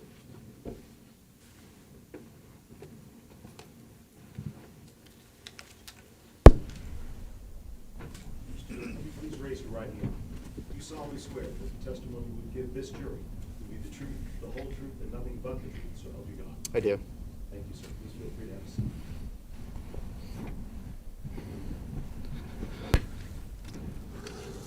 Mr. Dobe, as we're being recorded here today, would you please go ahead and state your full name and spell both your first and your last name for the record? Michael Dobe, Michaeldobe. And Mr. Dobe, what town do you live in? Londonderry, New Hampshire. Okay. How long have you been living there? 10, 11 years. Okay. And how far did you go in school? I have an associate's degree, In what field? criminal justice. And with regards to that associate's degree in criminal justice, can I ask a little bit about your work history? What are some of the kind of different jobs that you've had in your life? Yep, so I've worked about 15 years in the security and asset protection field. And what are the different businesses that you did security and asset protection for? I did security at the Mall of New Hampshire, and then I did asset protection for Kmart, Rite Aid, Walmart, and Macy's. In Macy's. Are you still working at Macy's now? I am not. Okay. Where do you work now? I work for the Department of Veteran Affairs. And what do you do for them? I was hired as a police officer, but I'm currently working in dispatch until I can go to the police academy. Okay. And when is that scheduled to be? April. In April of this year? Correct. Okay. You said that before you were working at Walmart. What are the different Walmarts that you've worked in? I was mainly out of the Manchester, New Hampshire store. I would assist in other stores, like just during inventory. And the Manchester, New Hampshire store, just for jurors who may not be familiar, where is that Walmart in Manchester? 725 Gold Street. Okay. If we were going to leave here at the courthouse, what would be the way that you would take to get down to where that is, where Gold Street is? Me personally, I would just go up Central Street to Beach, take a right onto Beach to South Willow, and then South Willow to Gold Street, and then the Walmart's right there. How long did you work at that particular Walmart? Approximately 2 years. And what are the other Walmarts that you've worked at? There was a few. Keene, Hooksett, and a couple of other ones, but I don't remember the towns. In regards to the Manchester one, was there anybody else that was working security and asset protection with you at that location? Yeah, there was a few of us. And how were your shifts divided up? What shifts would you work most of the time? We were just based off of the needs of the business, so it wasn't anything in particular. Sometimes I would open, sometimes I would close, and same with the others. Are you familiar with the layout of the store? I would assume so, but I don't want to make an assumption. I am. Okay. And with regards to that layout of the store, could you go ahead and just kind of briefly talk us through, if I were to go in the main entrance of that particular Walmart, the one here in Gold Street, what do I walk into, and what are the different areas of the store that I can walk to?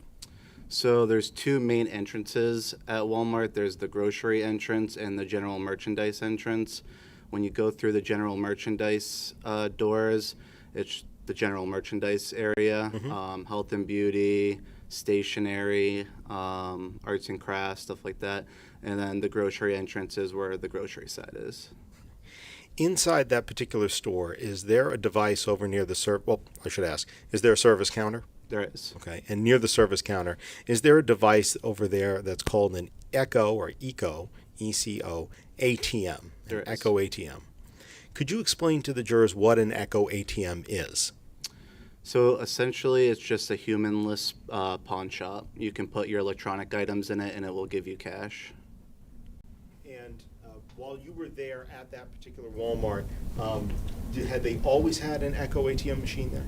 As far as I remember, yes. Had you ever used the Echo ATM machine yourself? Not to its fullest extent, just to get an estimate to see how the kiosk worked.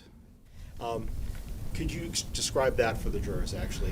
What's the process that a person would go through if they're going to go ahead and use this device to turn in an electronic device? I don't remember the exact steps, but from what I remember is it gave me a sticker to put on the back of my phone, and then I would plug it into the machine, and I would set it on to the kiosk, and it would analyze it or does whatever it does, and then it gave me an estimate. And then, so it gives you an estimate, and what does that estimate look like? Are we talking about dollars? Correct. Okay. And then, have you taken it any farther with that particular machine? I did not. It gives you the option to either agree to take the money or to give your property back, and I opted to get my property back. Have you seen other people using that machine? I have. Have you seen somebody use it that opts to go ahead and recycle their electronic device and get payment? I haven't watched people start to finish do it, but I have seen people get cash out of the machine. Okay. I'd like to ask, with regards to an interaction you had with the Manchester Police Department back in early January of 2022, were you ever requested for security camera footage from around that area of the Eco ATM and the entire store? Yes. And was that request for between the time period, for around December 30th or December 31st of 2021? It was. How familiar are you with the security camera layout at that Walmart? Pretty good. Can you describe it for us, the different types of cameras that are used and the different ways that you can either view those cameras live or view recorded footage? Yep, so we have stationary cameras, which are cameras that are just in one spot and don't move. Some are high up, some are low. And then we also have PTZs, which stands for pan, tilt, zoom. And those cameras can pan 360 degrees, zoom in and out, and tilt up and down. And where do you access the camera system? From the Asset Protection Office. And I take it working in asset protection, you had access to that office? I did. All right.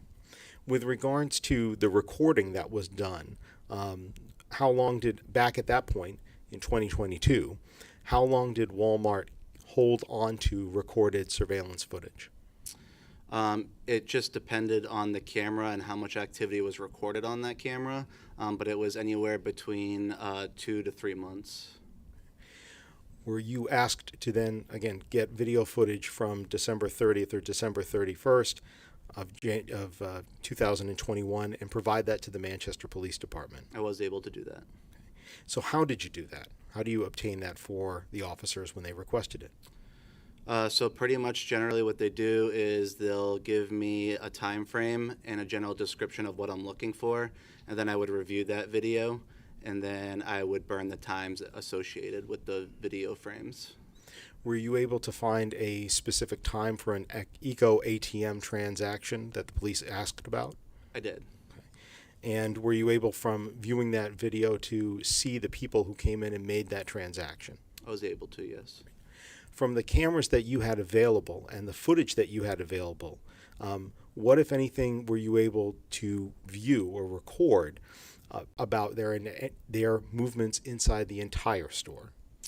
So I was able to see 3 people approach the Eco ATM machine, and then while one person remained at the Eco ATM machine, 2 others then proceeded to walk around the store. Were you able to recover the footage of all 3 of those people the entire time that they were within the store? I was. And once you were able to see that footage, did you make a recording and provide that to the Manchester Police Department? I did.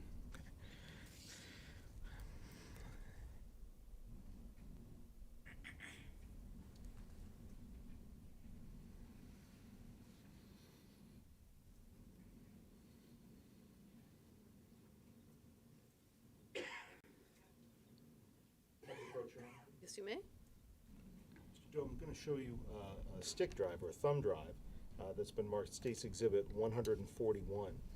With regards to that particular thumb drive, are you familiar with that drive? I am. Have you had a chance to review the contents of that drive?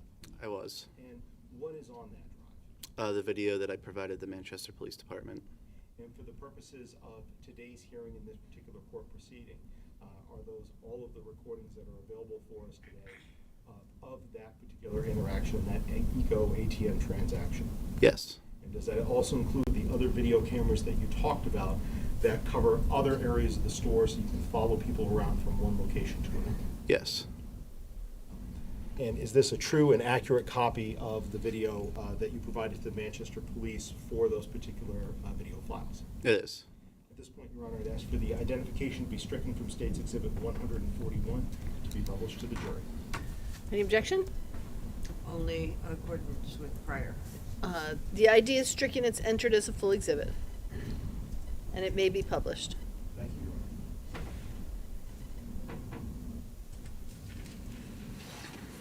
Your Honor. Mr. Dobe, I would like to ask you, with regards to this particular series of, or this areas of video footage, how are the video footage itself, is there a notation that's made or somewhere in the recording about the time that the video was captured? Is that in the footage, or is there another way that that's recorded on this drive?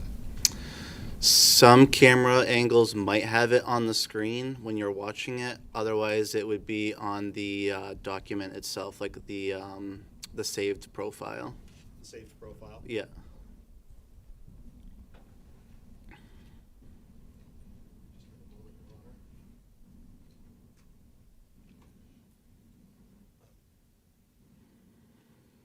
Dobe, what I'm going to do now is I'd like to have us take a look at the footage that you have, that you were able to provide. And if you can just give me a brief moment. I'm going to direct your attention to the screen, and hopefully we'll have the footage over there.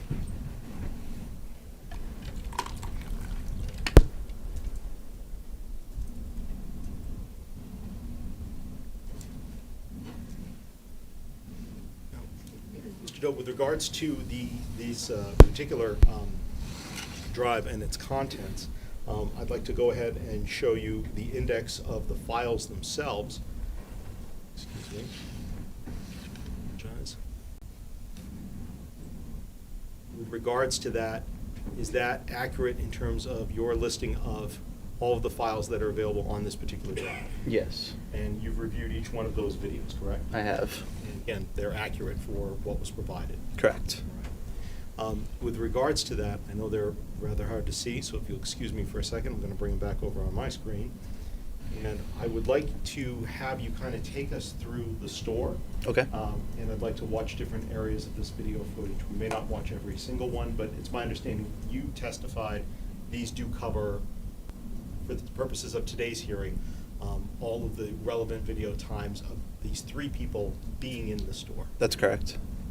So I'd like to start with the file that is entitled Entrance General Merchandise. And with regards to that, I see that there's a title on this slide, General Merchandise, that specifically goes to 1355-14.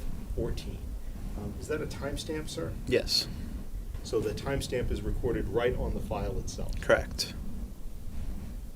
And also, I should ask, with regards to these videos, is any audio recorded here, or is it just video? Just video. Just video.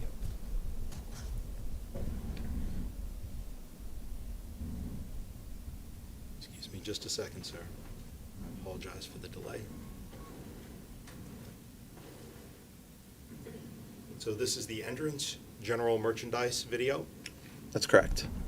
And with regards to this, the people that you followed for this Eco ATM transaction, pardon me, that had been done on December 30th of 2021, if you would please point out the three as they come through the store. Okay. Thank you. I'll pause it. These are the three individuals. So could you describe the very first person that's walking in that group, and I'll use the I'll use the pointer to point to that individual. Yep, it's a female wearing either a dark blue or a black jacket, and then there is another female behind her wearing a long sleeve blue shirt, and then a male wearing a black jacket and a tan hat.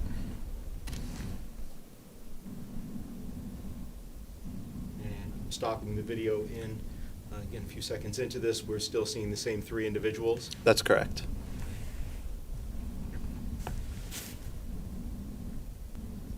So this would be those three coming into the store? That is correct. Is there another camera just a little bit deeper from that very exterior door that also covers people coming through kind of a vestibule area? Yes. And is that one entitled one of your PTZ? What does that stand for again? Pan, tilt, zoom. Pan, tilt, zoom. Thank you. Pan, tilt, zoom. Would camera number 17 be able to show us more footage of that doorway? Yes. Playing that file, 1355-36.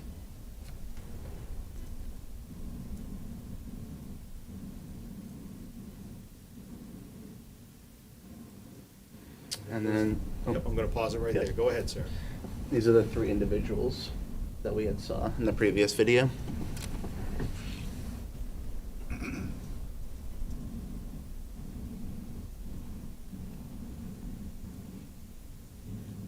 That area that we see them walk off the screen, where is that area leading to?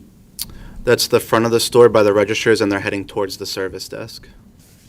I'd like to go to the service desk video that you provided, and I'm referring to track service desk overview monitor, again, on 12/30 of 2021, from 13:55:50 through 14:29. And I'm going to go ahead and pause this video here for a brief second. Generally, what part of the store is this? This is the front end of the store, and this is the service desk area. And so what do I see? Kind of at the very top of our screen here, line of kind of blue. Are those checkout aisles that I'm seeing? Yep, those are the front end registers. And can you please point out where the Eco ATM machine is to recycle electronics? Where's that? It's right here. There. So you're pointing to the green device on the left-hand side of the screen up against a blue wall. Is that a good, accurate description? That's correct. What I'd like to do is go ahead and keep playing this video for a moment, and then have you tell us when you see those same three people come back Yes, sir. into view of the camera. These are the three right here. Hold on a second. Right there? Correct. Could you please point out where those three are again? First of all, we'll start with the woman that was in the dark colored jacket from before. Yep. Okay.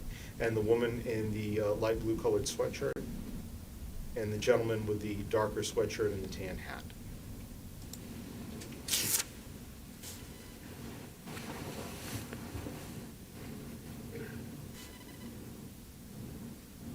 I'm going to let this play for just a minute, and I'd like to ask you a couple of questions while it's playing. So Okay. I apologize, but all of our attention is going to be on the screen right now as we're watching this. The woman in the light blue sweatshirt, what color bag does she have? It appears pink.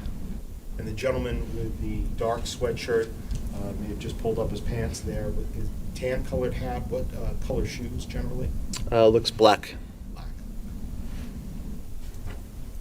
Now, when you have used this device yourself, this Eco ATM, how long did it take for you to plug in the device and get an estimate about what you might be able to get for that device? Just for the estimate, I would say it was approximately 5 minutes. I'm just going to back it up a little bit. I apologize. I think I was talking over something.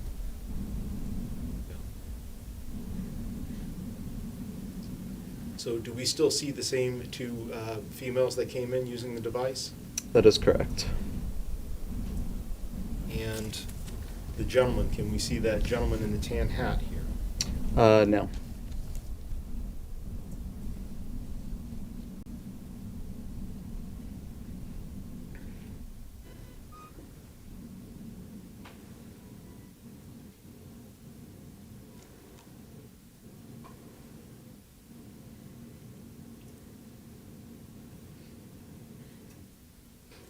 Can we see the gentleman in the tan hat now? Yes. Where is he? He's back at the Eco ATM machine behind the female with the black jacket. We'll go ahead and press play. Could you please stand up again for a moment and Yep. show us where he is? Yep.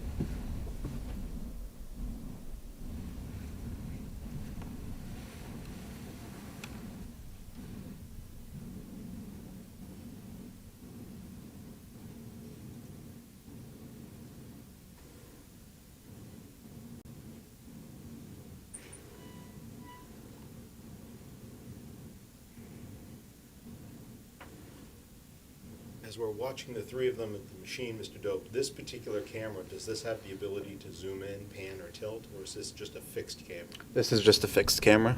So the video image that we see is, this is the angle we get, we can't zoom in anymore. That's correct.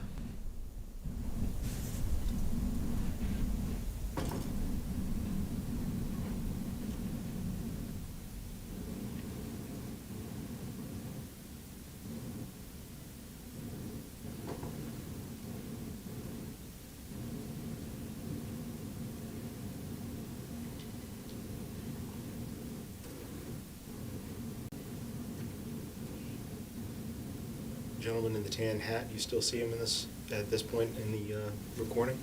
I do. Point out where he is, please. Thank you.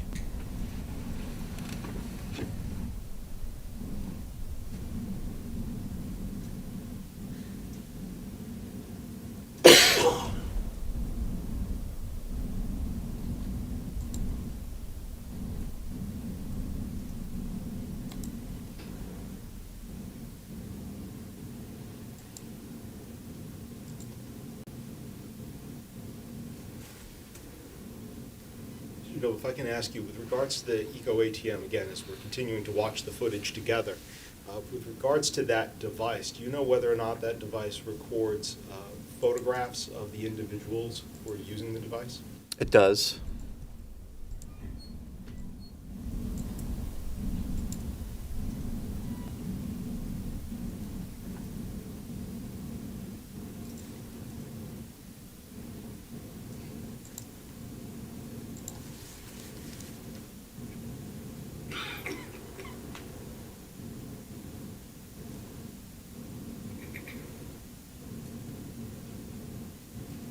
And the individual with the light blue colored sweatshirt, from this angle here, can you see whether or not she's leaning on the ATM? It does appear that she is, yes. And the other woman in the dark colored jacket, is she still standing next to her? She is.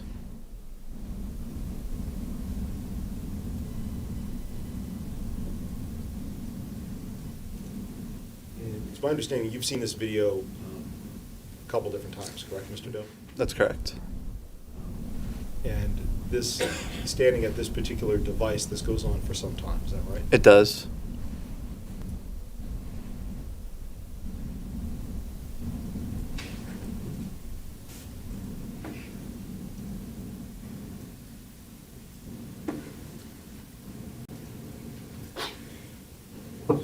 At some point, Mr. Doe, as we're watching along here, are we going to witness the gentleman in the tan hat with the dark-colored sweatshirt and the possibly black shoes, or at least dark-colored shoes? Are we going to see him walk away from the two women that are using the device?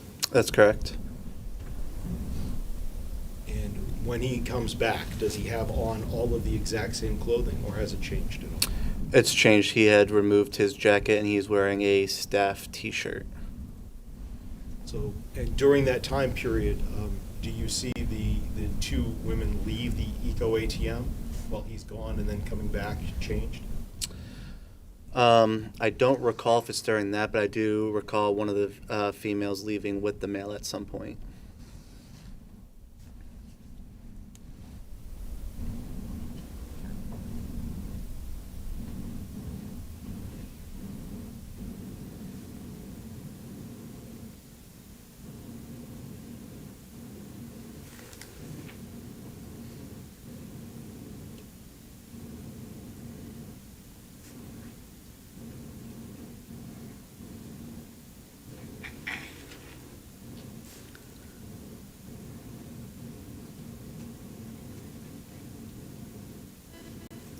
your review of this section of the video, does the gentleman in the tan hat ever stand up to the screen, or is he behind the ladies like he is now? He's either behind the ladies or standing to the side of the machine.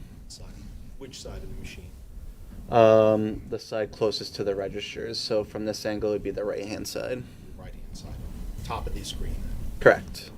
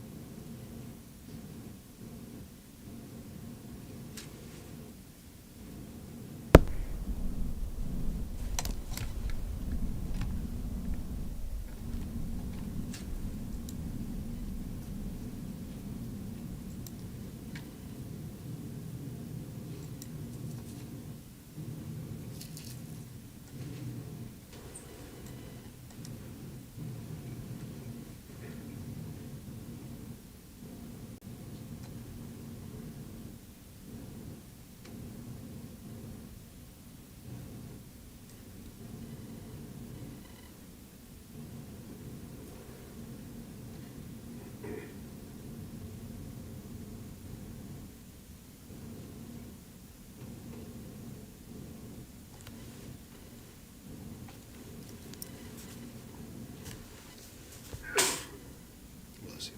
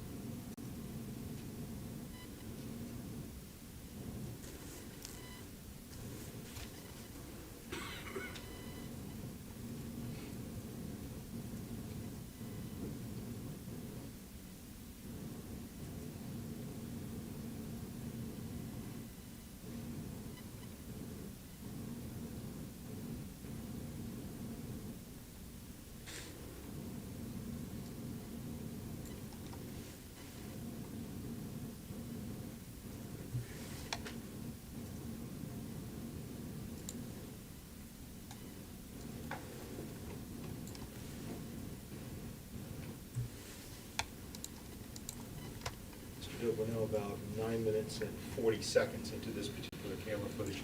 Can you still see the same three individuals? I can.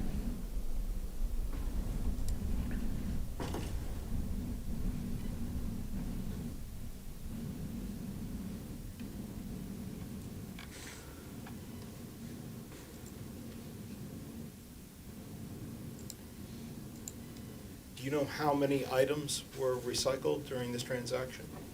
I don't.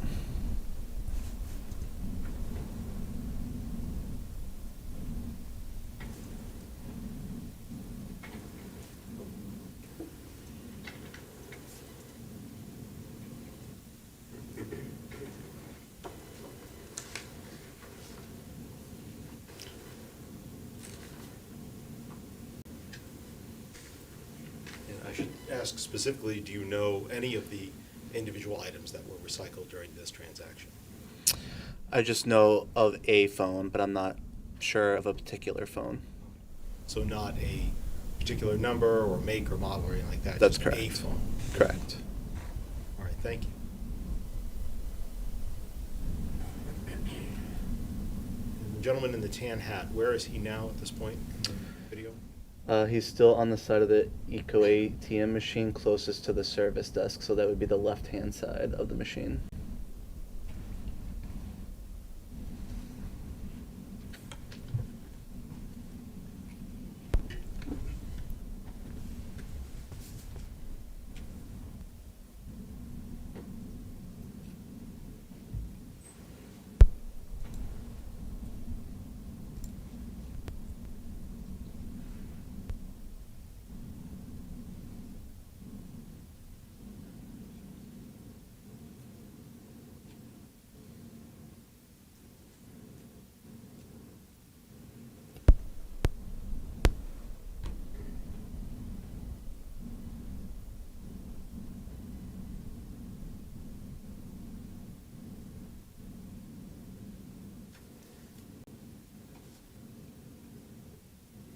Mr. Dobe, if I could direct your attention over to the right-hand lower side of the screen as we're still watching what's unfolding. Can you tell us how long this video track is, please? It's cut off a little bit, but I believe it's a little over 33 minutes. 33 minutes long? Yeah. What I'd like to do is I'd like to move forward a little bit in time. I know you stated at one time that this individual is going to change his clothing, the gentleman in the tan hat. That's correct. Action.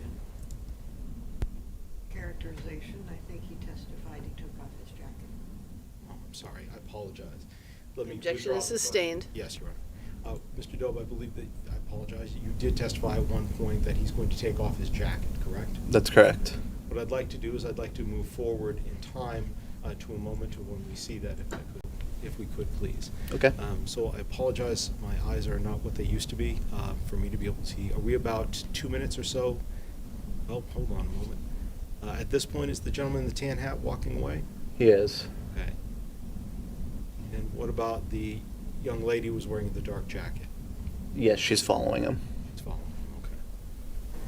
Now, I believe you said that you have other cameras in the store that cover different sections of the store. Is that right? That's correct. With regards to that, let me ask you, are any of those cameras a little bit closer to be able to see an individual's face or what they're wearing? Yes. And why is that? I'm going to pause the video here. Why is that? Why do you have cameras that are closer to people as compared to a camera like this, which appears to be up in the corner? So some of the departments, we consider them high risk, meaning that there's a lot of theft that comes out of that department. So there's better camera angles in those aisles. So some of them are closer, not exactly face level, but it's almost face level. It's probably about 6.5, 7 feet from the floor. And we call those the public view monitors. And that's because when you enter the aisle, the camera, there's a monitor above the camera that shows yourself in that aisle, so you can actually see yourself in that aisle. A customer can see themselves. Correct. In that aisle. Okay. And what's the point of having that set up? So people know that they're on camera. What I'd like to do is talk with you about, we're going to leave this video footage here for a moment. I'd like to go to a different track, if I can, to one of those cameras, so you can kind of explain that to us. Specifically, I'd like to go to a track that you've provided listed Cosmetics EVPM 6, again, on December 30th, 2021, 14/28/33 through 14/28/51.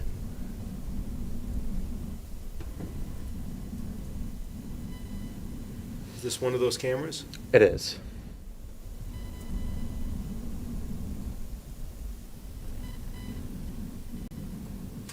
You see the gentleman in the tan hat here? I do. And you stated before about his jacket. Is that still on or has that been removed? It's been removed.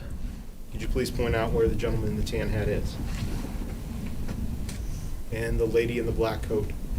Is that the same, are those the same individuals that we saw before coming into the store together with the other female wearing the light blue sweatshirt? Yes, that's correct.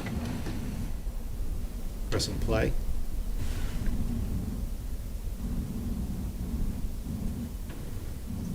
What's written on the back of his jacket there? Or shirt, excuse me. Staff. Staff. And the front of the shirt, did you see the logo? I did. I don't recall. I believe it was Coors Light or something of that nature.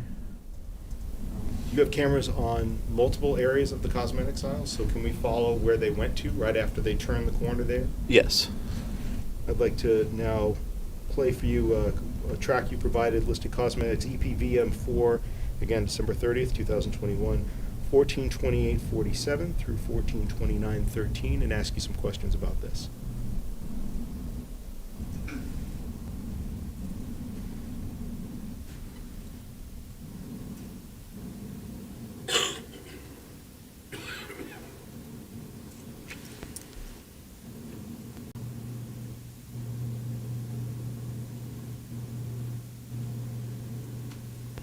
The two individuals that walked in the middle of the screen, did you recognize who they were? Yep, those are the same individuals.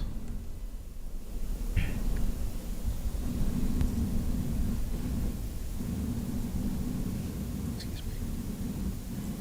And now I'd like to move to the next track that you provided, Cosmetics EVPM 6, December 30th, 2021, 14/29/10 through 14:29:21.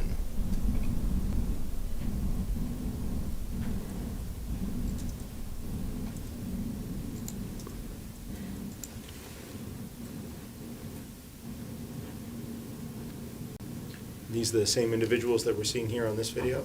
Yes. Can you, now that you've got, to be able to see the gentleman, can you make out what's on his shirt?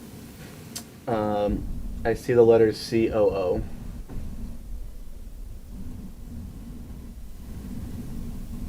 And from this aisle, does that progress to another aisle that has video footage of the two of them closer up like that? I believe so, yes.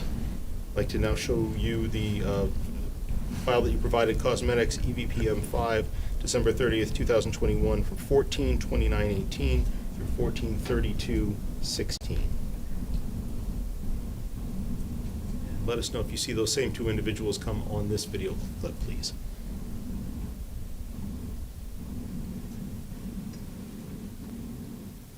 I do. Could you point out where they are? This is the male and then the female.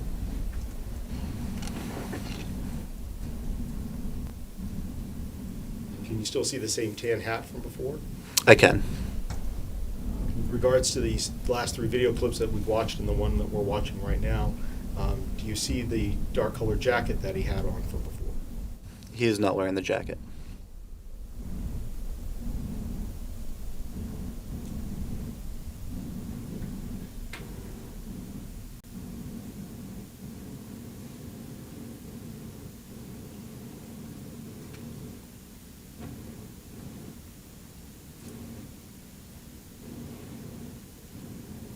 I'm going to pause the video here about halfway through. Now, do you have a chance to see the other half of his shirt here? I do. And do you recognize the logo on that shirt now that you've seen both halves? Yes, it appears that it says Coors. Press and play.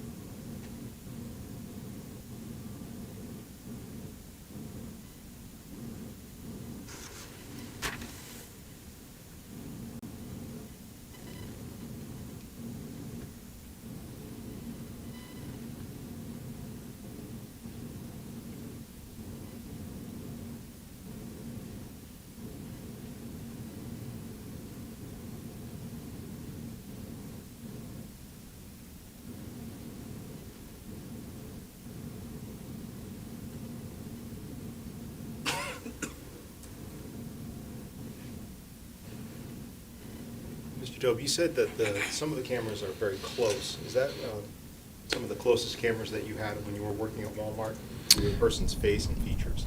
The only other close ones I would think of would be the entrance and the exits. And is there also kind of a, let's say, a middle view as compared to kind of an eye in the sky for you? Is there one almost that's like in the middle where you get a little bit closer to the individual, but maybe it's not up on a ceiling? Yes, there are some of those. And specifically, Do you have any like that? It comes with a label called razor blades when it comes to your video. Yes. Why is it that Walmart keeps video footage over at the razor blade section? It's just another aisle that's considered high risk. I'd like to play one of the other tracks that you've provided, titled Razor Blades, again, December 30th, 2021, from 14:32:50 through 14:34:31. And ask you about this video. Is this that other view? It is. Can we see the same two people in this video? We can. I apologize, I was talking over that part. Let me start from the beginning again. Could you please let us know when you see them, and I will pause the video footage as Yep. we're playing back now. I see them, and they're on the far left of the screen. Could you please point out where they are in this image? Yep. Thank you. Let's play. The cosmetic section that we saw them walking through before, is that just to the left or the right of this camera footage? It's to the left. To the left, okay.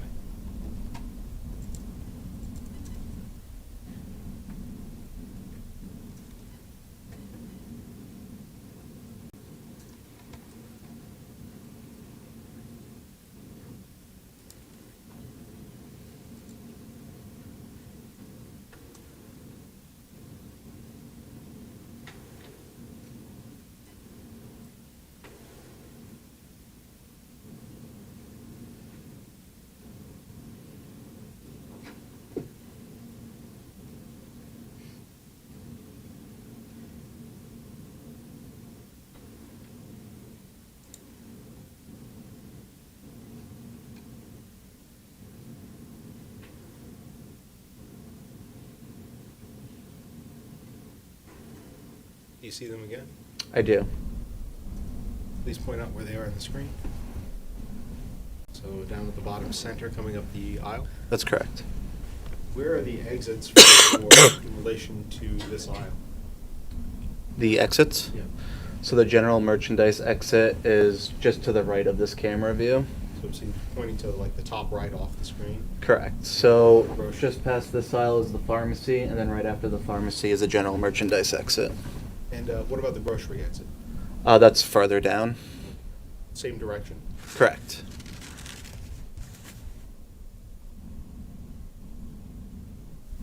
And with regards to these two individuals, were you able to capture footage, or were you able to see footage that was captured of them exiting the store?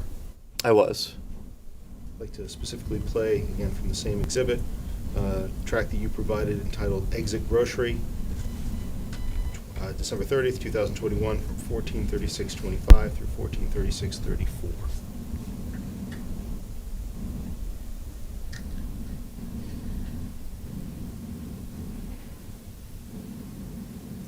You see the gentleman in the tan hat? I do. And can you describe what he's wearing at this point? He is still wearing the tan hat and the Coors t-shirt. And then, 2 more seconds in, you see the woman in the dark coat for them from before. I do. She's still wearing the dark coat. She is.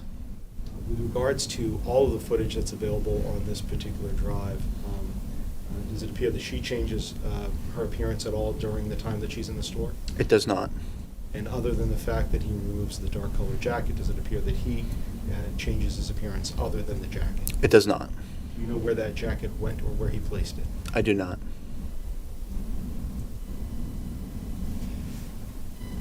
And finally, back at the service desk monitor,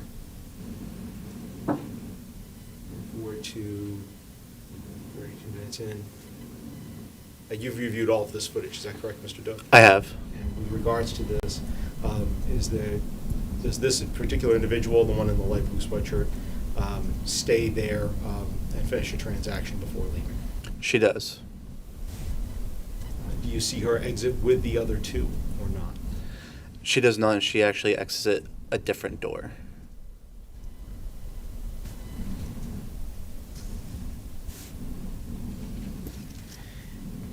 Mr. Dobe, I'm going to end there. With regards to that and the other footage on there, once you have that provided, once you have that obtained, who did you provide it to at the Manchester Police Department?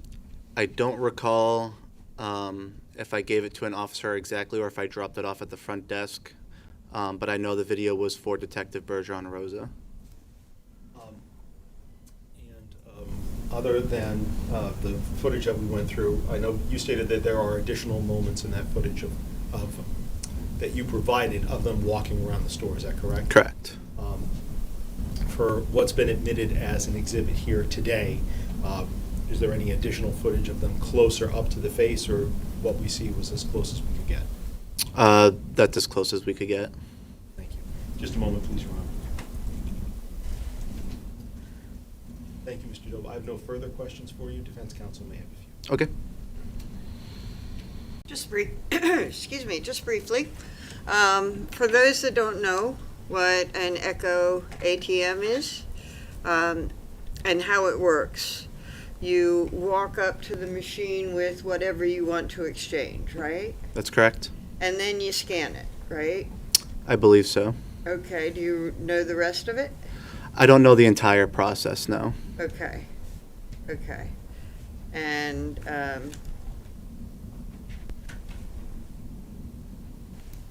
have you seen, never mind. Thank you, Your Honor. Anything further?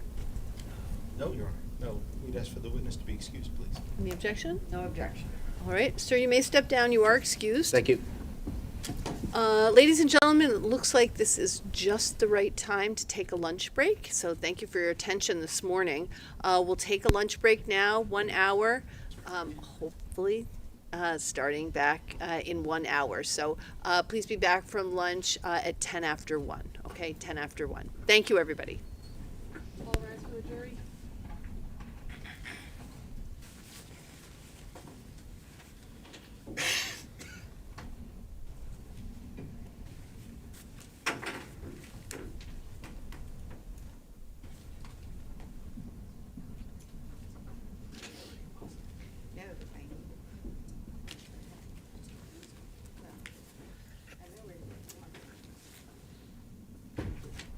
All right. Any preliminary matters we need to deal with? Your Honor, just with regards to the state's next You can be seated. Sorry. With regards to the state's next witness, we will ask if the lights can be dimmed as much as possible due to the medical condition that he is facing right now. Any objection? No. Okay. No. Okay. Let's surprise the jurors and let's really start at 10 after 1. If for any reason there's some issue that comes up during lunchtime and you want to see me, just let a court officer know or let someone know. They'll come get me. I'm available. Okay? I will be reviewing another exhibit by the state that I have not seen. It is not about the next witness, and I'm sure the next witness will be a while, so it's nothing that needs to be brought up during lunch, but I don't know if I will have an issue or not. If you do, let's try to if you do and you know you do and we can address it before we come back, I'd rather do that than try to do it when we're, when we just have a short break. So if there's something you know that we can address that you have, then let me know. Okay. Okay? All right, very good. Thank you, everybody. Thank you, Your Honor. Oh, yeah. Counsel, anybody needed for transport for tomorrow? Tomorrow? I'm sorry, Tuesday. Sorry. Okay.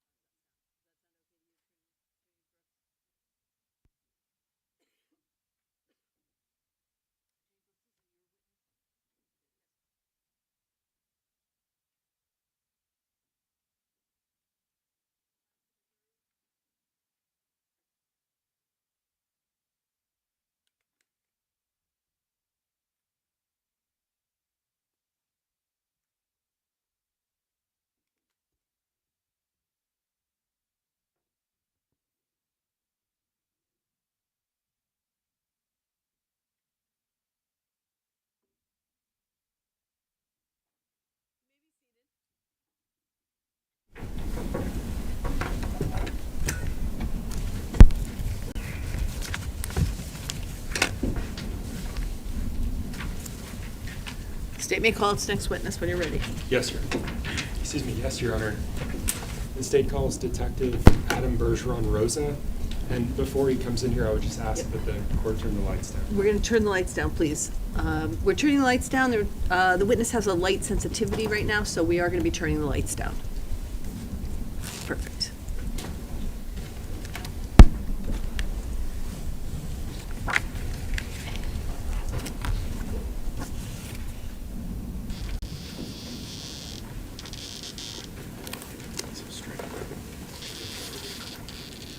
Just be careful of the wires, please.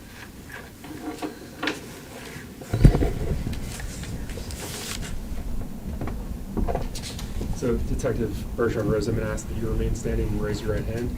Do you swear that the testimony that you'll provide this jury will be the truth, the whole truth, and nothing but the truth under the pains and penalties of perjury? I do. Thank you. You can have a seat. And is the lighting okay here? It's okay, yeah.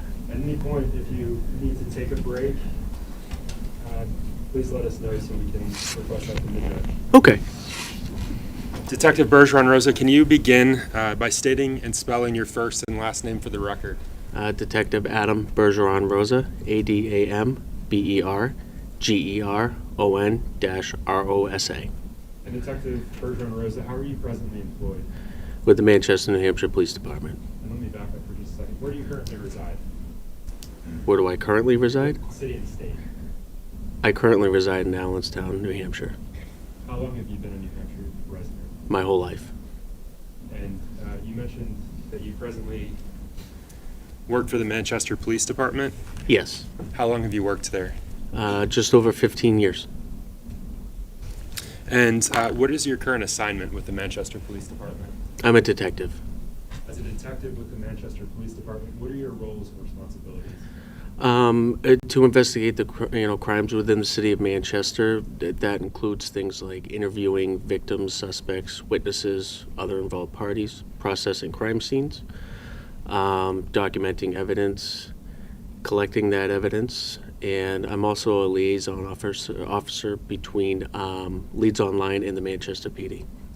I'm going to follow up with you on a few of those specific areas as we go along here. Let me ask you this: Are you active? Are you on active duty currently? Yes, I am. Okay. Are you currently on a medical leave? When need be, yes. And I talked to you earlier about light sensitivity. Yes. Are you on medical leave currently? Currently, I'm on FMLA, yes. And you're actually out this entire month, is that right? I am. So again, if you need to take a break at any point, just let us know. Okay. You mentioned working for the Manchester Police Department for 15 years. Yes. Any other law enforcement experience outside of that? Not outside the Manchester Police Department, no. As an officer with the Manchester Police Department, did you graduate from the New Hampshire Police Academy? I did in April 2009. And do you remember what class you were? 148. Detective Bergeron-Rosa, while working in your official capacity as a detective with the Manchester Police Department, were you assigned duties regarding the investigation of the disappearance of Harmony Montgomery? I was. And can you describe generally, just generally, so a bird's eye view of your role and participation in that investigation? Documentation and photographing of various crime scenes and anything when it came to Leeds Online. During your involvement in the investigation, did you participate in neighborhood canvassing? I did on one occasion, I believe down in Lowell, where we canvassed the neighborhood. Did you participate in area searches during the course of your involvement? I did. How about digs? Did you? One participate? occasion, yes. On one occasion? Yes. And where was that location? I believe it was 77 Guilford Street. Did you participate in evidence processing? I did. I want to go into some of the specific things that you did during the course of your investigation in this case. And I want to begin by talking about the processing of an Audi IS4 bearing New Hampshire registration 4569334. During your involvement, did you participate in the processing of that vehicle? I did. And what was the condition of that vehicle when you processed it? It was poor. Specifically, the inside was damp, covered in mold. The condition of the vehicle was poor. What was your specific role in processing that vehicle? To apply Blue Star to the interior of the vehicle and document the results. And were you assisted by other detectives in processing that Audi IS4? I was. And do you recall their names? Detective Bombard and Detective Ray Lammy. Do you recall when that processing occurred? January 21st, 2022 through January 23rd, 2022. And I think you mentioned this, but you used a chemical process called Blue Star, is that correct? That's correct. And the jury's heard a lot about Blue Star during the course of this trial. Let me ask you this. Did you receive presumptive positive results during the processing of that vehicle? We did. And with the samples that you received presumptive positives on, what did you do with those samples? So if it was on a part of the vehicle that could be removed, we removed that article that had that presumptive positive on it and then packaged that article as evidence. If they were on parts of the vehicle that could not be removed, we took a blood swab or a swab of that area, of that presumptive positive area. So you swabbed the area? Yeah, we swabbed it. Do you know what occurred with those samples after your processing? I don't. Do you believe they would have been sent to the lab? Oh, of course. Okay. And we've already heard from the folks at the lab, so I'm not going to question you about that. I want to transition. I want to switch gears. I want to talk about a specific address, specifically 177 Lake Ave. Are you familiar with that location? I am. Okay. Is that also known as the Families in Transition or FIT shelter? It is. And what city is that location In Manchester, New Hampshire. Can you describe your role and participation in processing 177 Lake Ave? Primarily photography and processing that scene with Blue Star. Were you accompanied by other detectives during the processing of the Families in Transition shelter? I was. Do you recall the specific room that you responded to? I don't remember the actual room number, but I do remember being there and doing it. Okay. Yeah, So you took photographs during that processing? I did.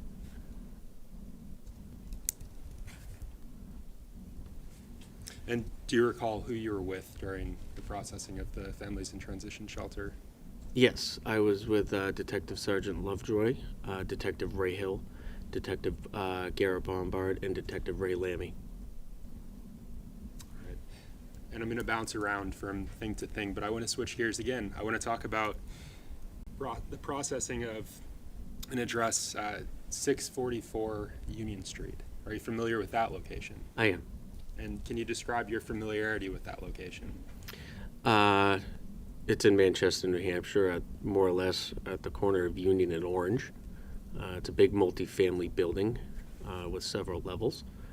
And how much more do you want me to go into? That's fine. Okay. During the course of your involvement in this case, though, did you participate in the processing of one of the specific units? Yes.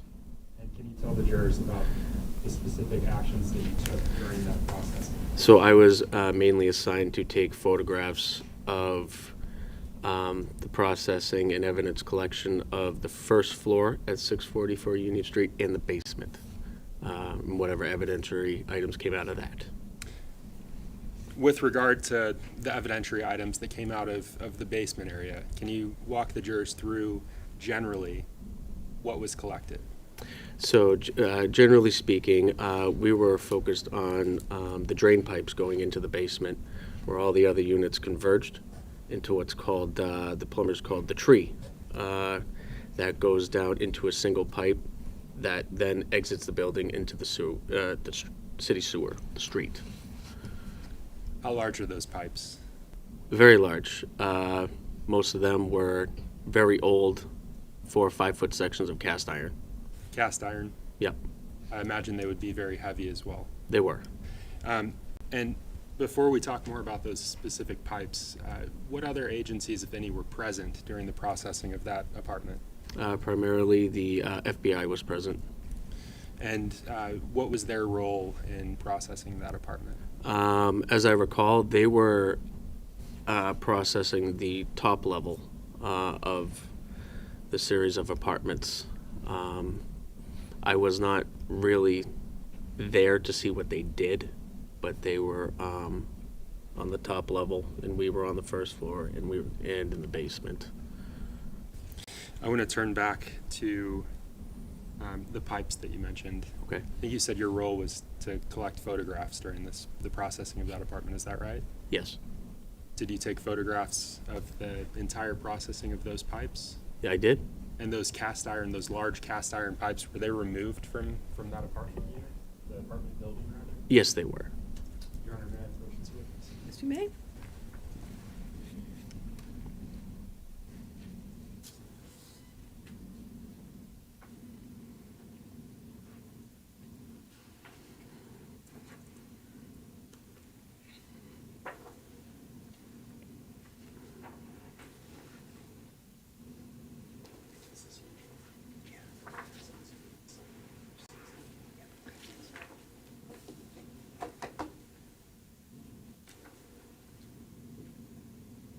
So Detective Bergeron-Rosa, I'm handing you what's been marked for identification as States Exhibits 57 through 60. Okay. I'm just going to ask that you look through each of those in turn and look up when you finish.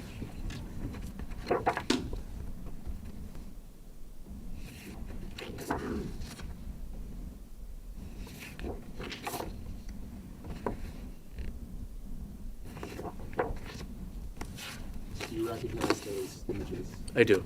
And what do you recognize them from? Those are images I took. You took those? Yes. And was that during the specific processing of the pipes that we discussed? Yes.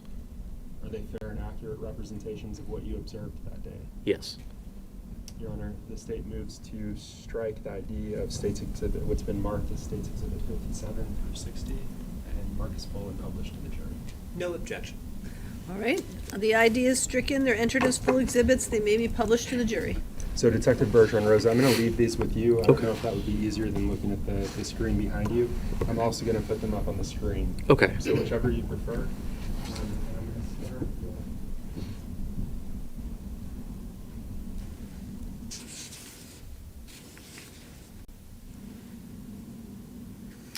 I'm going to start with a question about those the apartment units that you searched.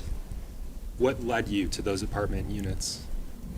As I understood it, from the lead detectives on this case, is it was a prior residence of the people involved.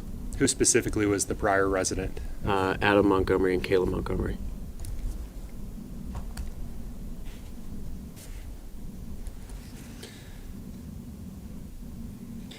And so before we get to the actual photos themselves, you mentioned that the pipes were processed. How did you process the pipes? So this was a unique circumstance for us. So we had to devise a way to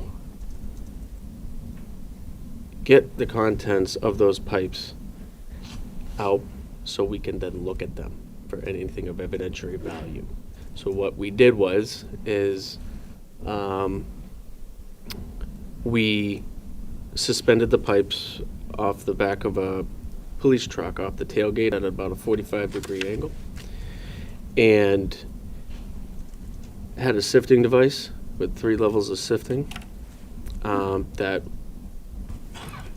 we would then power wash the inside of those pipes, and the contents would then spill out onto these sifters. And after each pipe was done, we would empty those sifters and look at the contents to see if anything of evidentiary value was there. So almost like gold pan. Yeah. And let me back up. Before you set up that contraption that you just mentioned, did you cut the pipes out? Of course, yes. Where were the pipes brought? Those pipes were brought to the Manchester Police Station. And the setup that you're discussing, where specifically in the Manchester Police Department did that? These photos, we transferred the pipes to, because this was kind of a large operation, it needed a lot of space. So we went to one of the bays in the highway department across from the parking lot and conducted the sifting there of those pipes. And so I'm going to turn your attention to what's been admitted as State's Exhibit 60. Up on the screen behind you. Is that consistent with the State's Exhibit 60 that's in front of you? Yes. And so can you explain to the jurors what we're seeing in this image? So we have, the back tailgate of the truck, and we strapped down the pipes that we extracted from 644 Union Street, and we use our sifting devices, and you power wash one end of them, and the contents would spill out onto here, and through each layer, and we would look through the contents of those pipes after we power wash them thoroughly and see if there was anything of evidentiary value. Turning your attention to what's been marked as State's Exhibit 59. What are we looking at here? That is one of the pipes after power washing. And was this, you said this was after the power washing? Yes. And we'll talk about that in just a moment. Turning to State's Exhibit 58. What are we looking at here, Detective Bergeron-Rosa? That is in the previous image of the double pipes. That's the one closest to you. That's before power washing. Now, you mentioned a power washing, and I want to turn to State's Exhibit 57. What are we seeing in this image?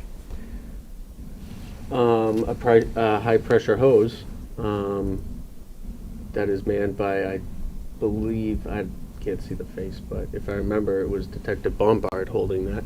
And the high pressure hose, you put it in the end of the pipe, and the water would shoot down the pipe, and any loose contents would flow down into those sifting devices.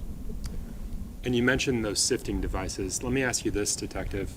Was there a forensic anthropologist there that day with your team? There was. Okay. And do you know that individual's name? I do not recall, but she was there. I don't recall her name.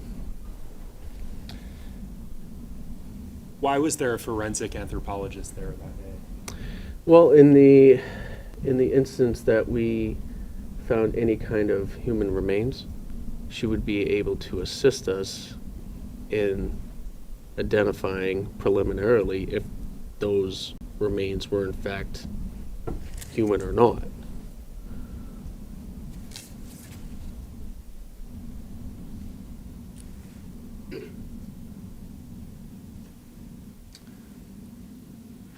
Your work that day processing those pipes, about how long did you work on that specific processing?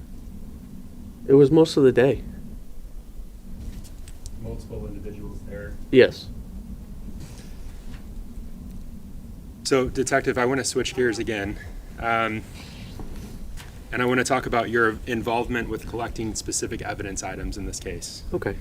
I want to discuss obtaining evidence items ABR2 and ABR4. Okay.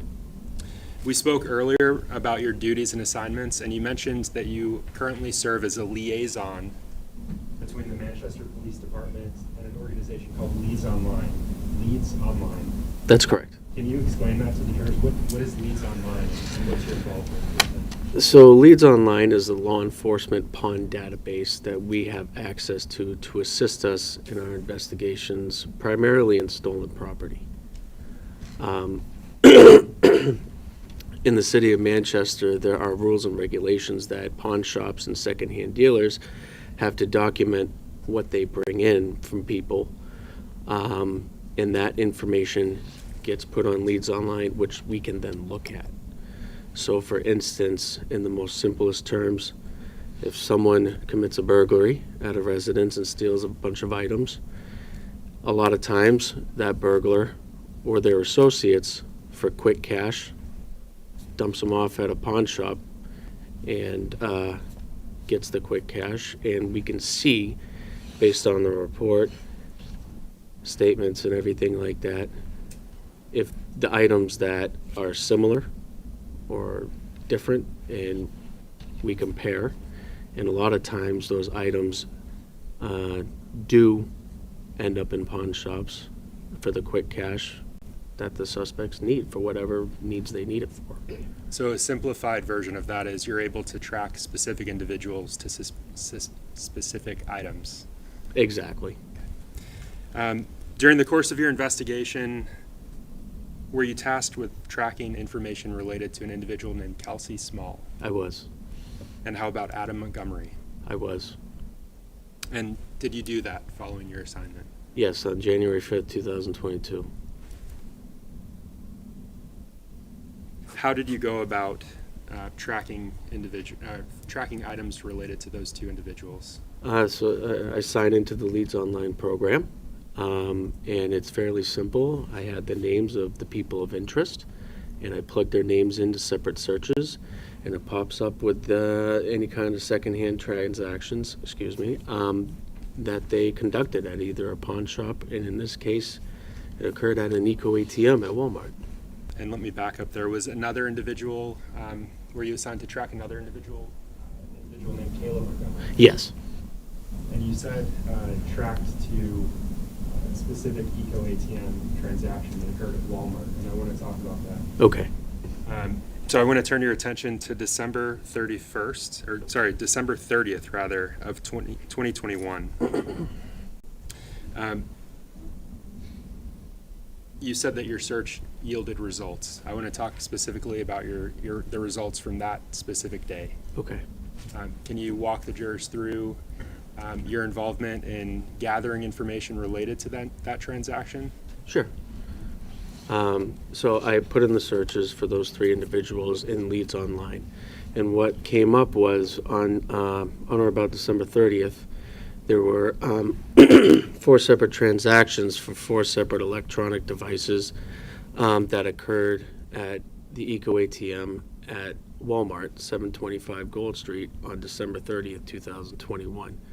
Those transactions were conducted by Kelsey Small. And in those transactions, I can see a photo of the individual's ID, because that's what's required to make those transactions, a photo of the individual themselves, and a specific information on each item, like serial numbers if they're available, and a photo of those items that were sold to that Eco ATM. Your Honor, again, may I approach the witness? Yes, you may. So Detective Bergeron-Rosa, at the moment I'll be handing you what's been marked as State's Exhibit 90, previously published to this jury. And I'm just going to ask that you take a look at State's Exhibit 90. I'm going to move these exhibits away. And just look up when you have a chance to.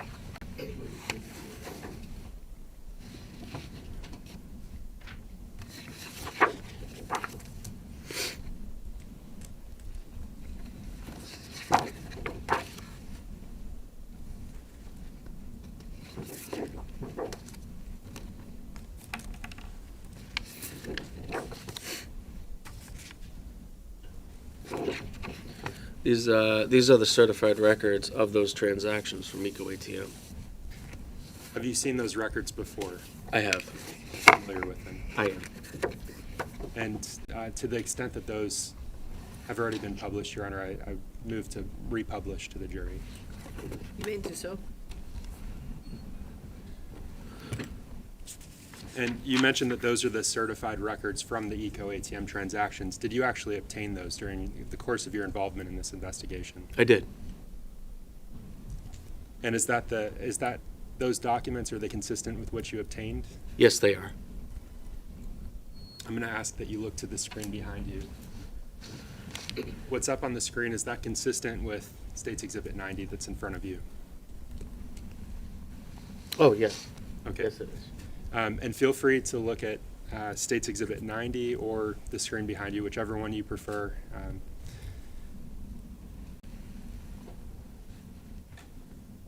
So I want to ask you, what's the name of the individual in the top left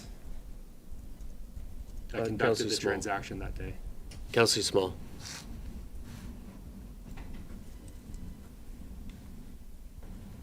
And what was the date and time of the transaction? That should be on the top right. December 30th, 2021 at 2:18 p.m.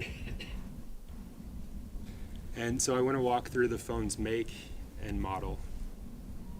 Samsung Galaxy A01 cell phone. And that's with respect to one of those 4 transactions? Is that Yes, it is. And so I want to ask you this, what amount did Eco ATM pay the individuals for this transaction, for this phone? $1. $1. $1. You mentioned this earlier, but you said that Eco ATM captures certain identifying information of the people that make the transaction or the person that makes the transaction. Yes. And so I want to turn your attention back to the screen. Those records that you received, did they capture that information? Yes, they captured this information, yes. And you said you'd previously reviewed this information. Can you point the jurors to the individual Kelsey Small that you were tasked with tracking transactions related to? This young lady right here.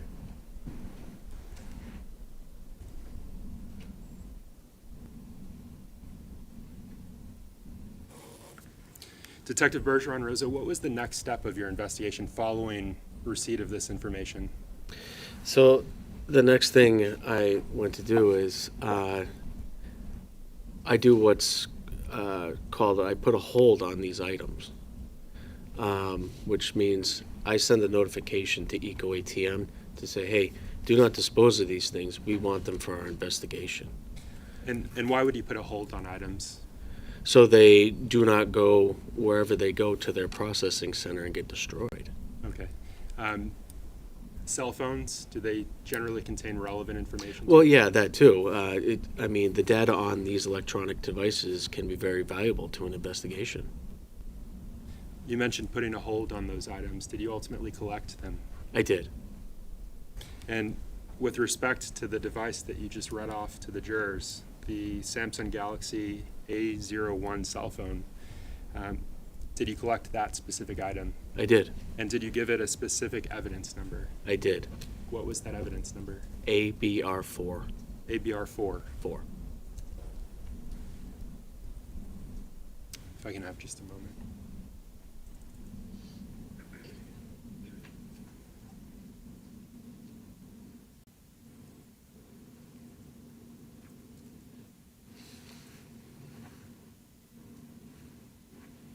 Your Honor, may I approach the witness again? Yes, you may.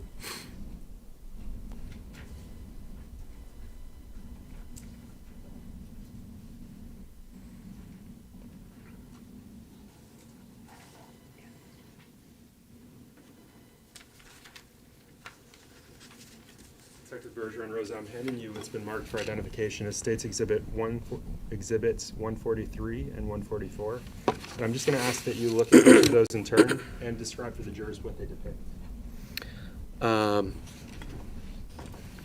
144 is a photo of that Samsung A01 cell phone, and the other is the packaging, evidence packaging that I put that cell phone in. You say that you put the cell phone in. So do you recognize the images that are depicted there? Yes, I recognize these. Are they fair and accurate? Yes, they are. True and correct? Yes. Your Honor, I move to strike the ID of States Exhibits 143 and 144. Right, the ID is stricken, they're entered as full exhibits, Okay. and they may be published to the jury. So Detective Bergeron-Rosa, you said that you collected the cell phone and you packaged it. Yes.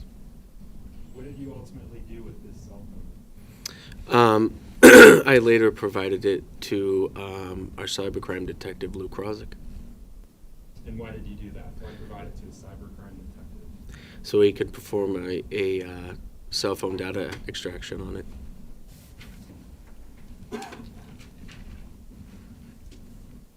You said a cell phone data extraction? Yes.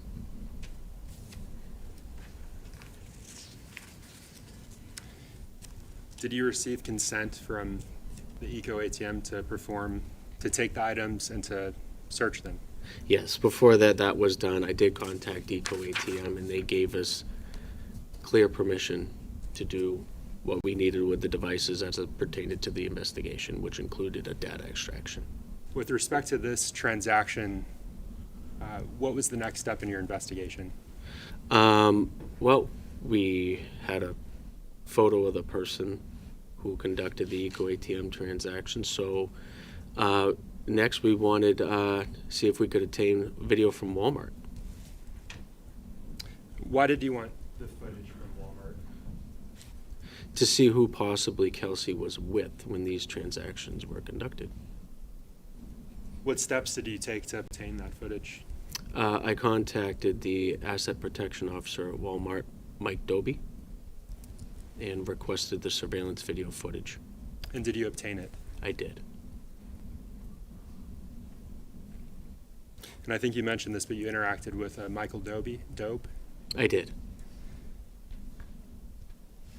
And similar to the cell phone that we just discussed, did you give that footage a specific evidence number? I did, and that evidence number is ABR2. Thank you, Detective. I have no further questions for you. Good afternoon. I have no questions. Okay. May I step down? Thank you.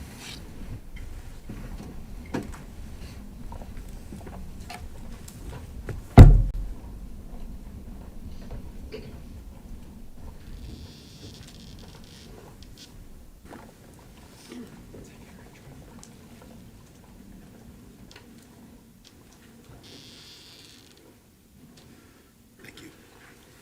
Your Honor, at this time, the state will call Detective Lou Krawczyk to the stand, please.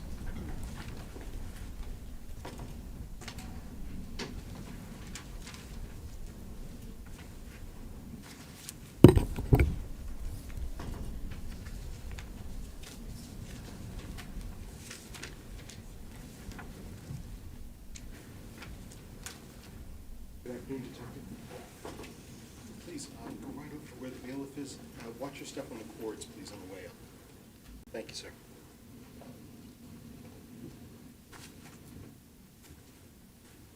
And Detective, you would remain standing just for a brief moment.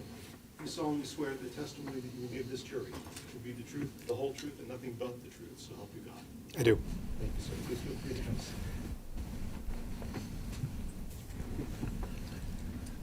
And Detective Krawczyk, as we're being recorded here today, will you please state your full name and spell both your first and your last name for the record.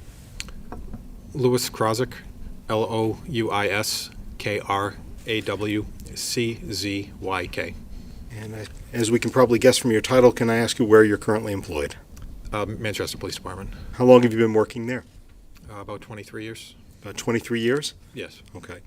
Did you graduate from the New Hampshire Police Standards and Training Academy? Yes. And do you remember your academy class number? 131. 131. With regards to the time that you've been working at the Manchester Police Department, can you describe for us, please, a couple of the different positions that you've had and the different sorts of duties you've had during that time? I started as a dispatcher. In 2003, I became a police officer, and I worked patrol for about 12 years. I then became a detective, worked general cases, investigations, and moved to cybercrimes in, I think, 2017. 2017. And are you still working cybercrimes to this day? Yes. And working in that particular unit or division, how are those duties different from necessarily other detectives that might be working juvenile crimes or domestic violence crimes or general adult crimes? I mostly work with evidence for other cases that other detectives are working on, so I specialize in digital evidence, phones, computers, electronics. Can you talk a little bit and explain to the jury what is some of the training that you've had to go through in order to be able to work in this unit and do the type of work with electronics that you do on an everyday basis? I've had a lot of different trainings through the Secret Service, Homeland Security. I've had trainings through some of the companies that make the equipment that we use, including Celebrite, Magnet, and I've done some of their certification programs also. The trainings that you take part in, do these sometimes happen almost on a yearly basis to keep up to date with new procedures? Yes, it's constant. And as part of your trainings and part of your work, I should say overall, let's just say work, do you do data extractions from cell phones? Yes. over the years, about how many different cell phone extractions would you say you've done? I didn't count, but probably close to 1,000. 1,000. Can you talk to us a little bit with regards to when extracting information from a cell phone about the term an IMEI? What does IMEI stand for? I hate acronyms, but it stands for International Mobile Equipment Identifier. It's basically a serial number for a phone. Like a serial number? Yes. So I guess like a serial number, is it unique to a brand of phone or is it unique to a handset, a phone itself? It's the specific phone. It's how the company identifies that phone. In connection with the investigation into the disappearance of Harmony Montgomery, did you extract data from a cell phone provided by Detective Adam Bergeron-Rosa, labeled evidence item ABR4, a black Samsung cell phone with an IMEI number of 352-082-509-319-804? Yes. And generally, how are data extractions conducted from a phone? So if I were to bring my phone into you and say, I need you to go ahead and extract it, how do you go about doing that? We have physical tools and software to copy the data off the phones, and it varies. All phones are different, and there's different operating systems, so it varies slightly, but usually it involves some specified equipment. With respect to the extraction from this phone, this ABR4 cell phone, how did you do that one? How did that proceed? We have a tool called a gray key. Gray key. Is that a software or is that hardware? It's hardware. Okay. And how does that work? You plug the phone in, it gives you instructions. It can determine if there's a pin to the phone, and once it finds a pin, it'll extract all the data from the phone. Is that software generally accepted and utilized by law enforcement agencies across the country? Yes. And were you able to extract data from that cell phone, from that ABR4 cell phone? Yes, I was. Okay. What was done with the data that you extracted from that phone? We have a software program that interprets the data to organize it so that you can look through it. Okay. And did you save that data into evidence? Yes. Do you remember what evidence item you gave to it? It's my understanding that detectives typically use their initials when they put something into evidence. What would this have been called? I believe it was LJK5. LJK5 being your initials, right? Yes. Okay.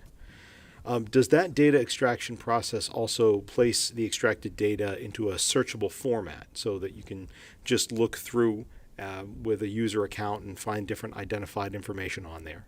Yes, it does. And one key thing I want to ask, the extraction that you do, does that actually change or put any data on the phone, or does it simply copy the data that's on the phone into the searchable format? It has to, sometimes it has to put a client on the phone, but it won't alter the user data at all. And will it alter the information such as messages sent to and from, or list of contacts, or photographs that are on there, videos that are on there, music that's on there, anything like that? No. Were photos of the phone and the envelope it came in taken as part of your extraction process? Yes. I'd like to go ahead and direct your attention for the screen for what's already been marked as a full exhibit, States Exhibit 143.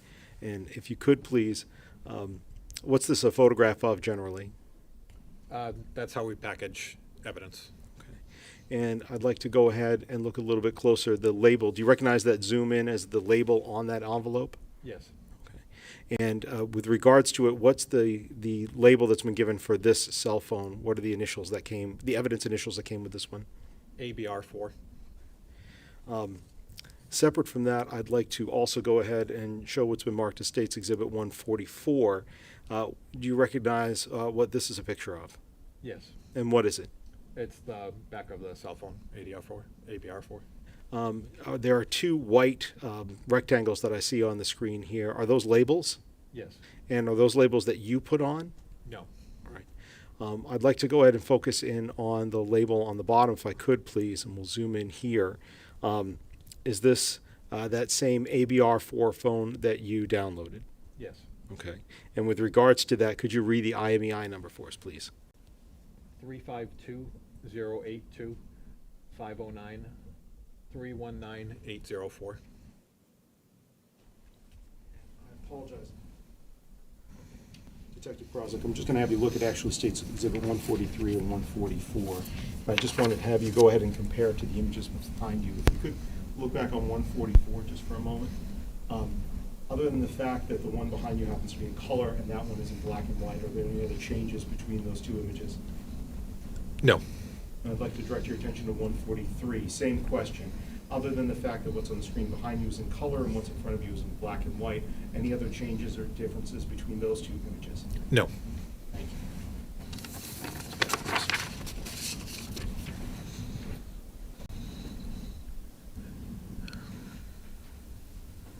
Detective, did you look at some of the data that came off of the cell phone yourself?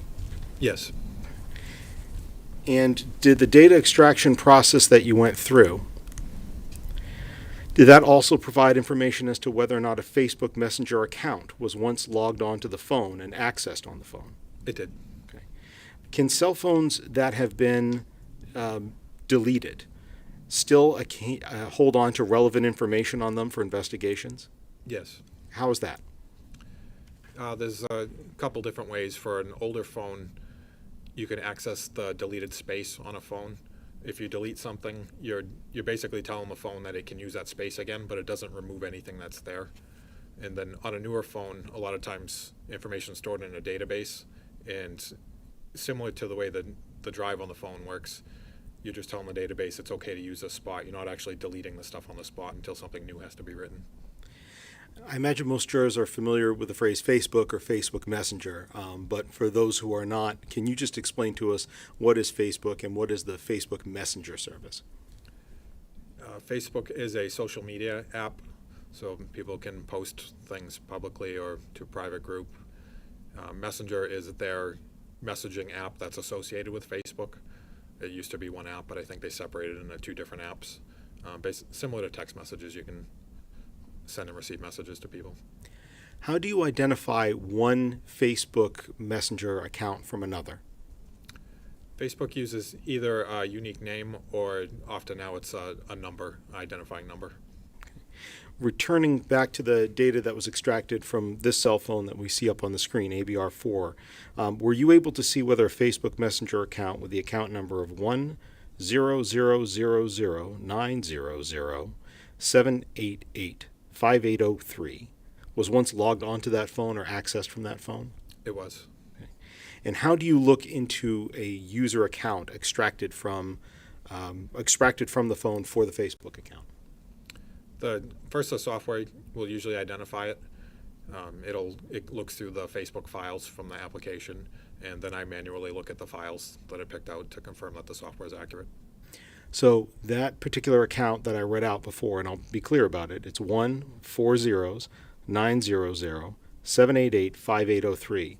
Was that Facebook account once logged into this phone that you searched? Yes. And you found evidence of that on this phone, is that correct? I'd like to now show you what's been marked States Exhibit 11. It's a full exhibit. And here I'm on page 2 of that exhibit. Let me ask just generally, do you recognize this exhibit at all? Not this specific one, no. Okay. Do you know of any individual by the name of Matt Gendron? I do not. Okay. I'd like to zoom in here at the very top of the screen. Could you please read for us what the Facebook account is for this message thread involved? This is 1000900-788-5803. Thank you. And also on this particular exhibit, and is that highlighted appropriately with the yellow circle, the Facebook account that you just read? Yes. Okay.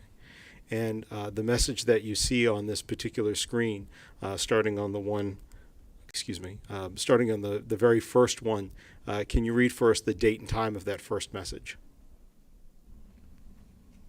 12/8/2019 at 12:13 a.m. And what's the message? Hey, need help ASAP. Please need a jump and jumper cables ASAP. And can you please read the date and time in the next two messages? 12/8/2019, 12:58 a.m. And what are the two messages there? I need a jump. My car died. We've been sleeping in our car and the battery just died. you say my car died? Yes. My car died. Detective, I'd also like to show you. I'd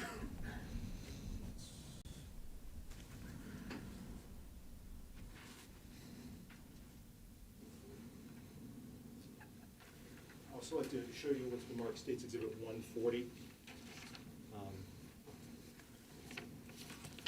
And I'm just going to have you look at that just for a quick moment.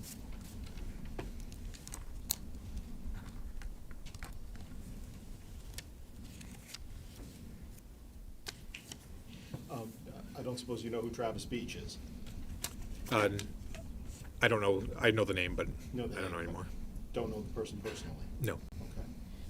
With regards to this particular exhibit, the same number that you read out a moment or so ago, the Facebook account that you found on ABR4, also the number that you read out a moment ago on the screen regarding a message to Matt General, could you please see, do you see that same 100009007885803 number on that particular exhibit?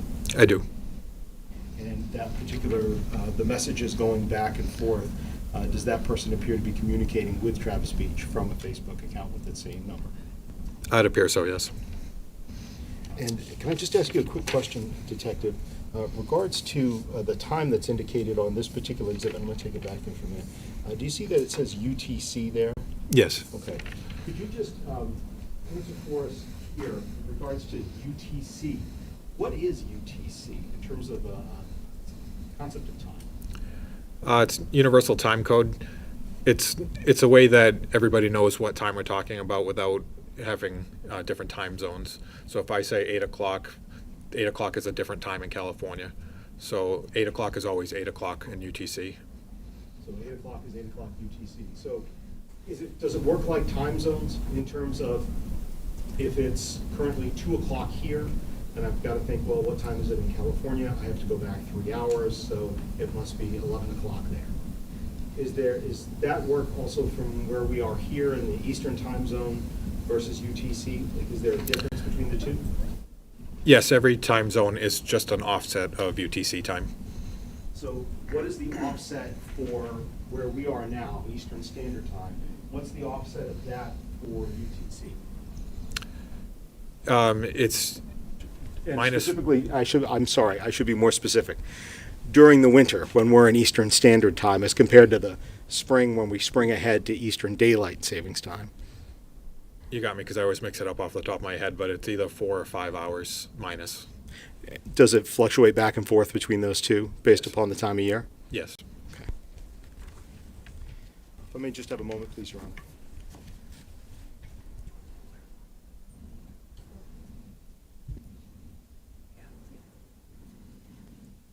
So, just to clarify then, Detective, between 4 or 5 hours, depending on the time of the year, that's the difference between where we are now, Eastern Standard Time, and UTC? Yes. Thank you. I have no further questions for you, sir. I believe defense counsel may have a few. Good afternoon. Hi.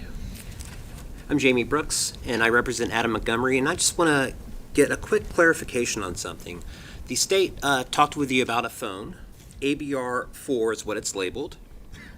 And the state talked about how there is a Facebook account that was accessed on that phone. Do you understand thus far? Yes. Great. So the state then showed messages or Facebook Messenger exchanges from that account. One involved an exchange with a Matthew Gendron. The other involved an exchange with Travis Beach. Do you follow me thus far? Yes. Okay. So,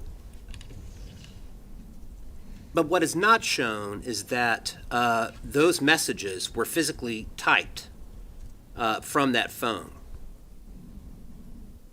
Correct? That's not what the Correct. evidence shows. Yes. Well, I don't know if I'm sorry, can you rephrase? Sure. The evidence does not show that those messages were actually made from that specific phone, ABR4, correct? Okay. I did not review the messages themselves. I reviewed the account. Okay. So all that's shown is that the account that had those exchanges was accessed on ABR4. That's what I reviewed, yes. Great, thank you. Just to clarify, Detective, so you found out that that phone was logged into that account, is that correct? Yes. And that was all sitting on the deleted space? Deleted space on the phone? Like the account was no longer there on the phone, you're finding it in this deleted space? The files that show the account were not deleted, but I don't recall whether the account was actually deleted from the phone. But the files were not. They were resident on the phone. They were resident on the phone? Yes. So you could see them? Yes. And this was the phone that was ABR4. Do you know where Detective Bergeron-Rosa got it from or not?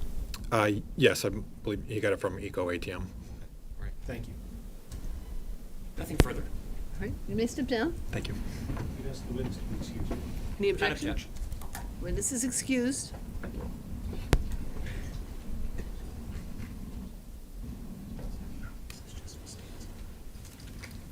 And you're, excuse me, the state calls Craig Stanzel, Officer Craig Stanzel.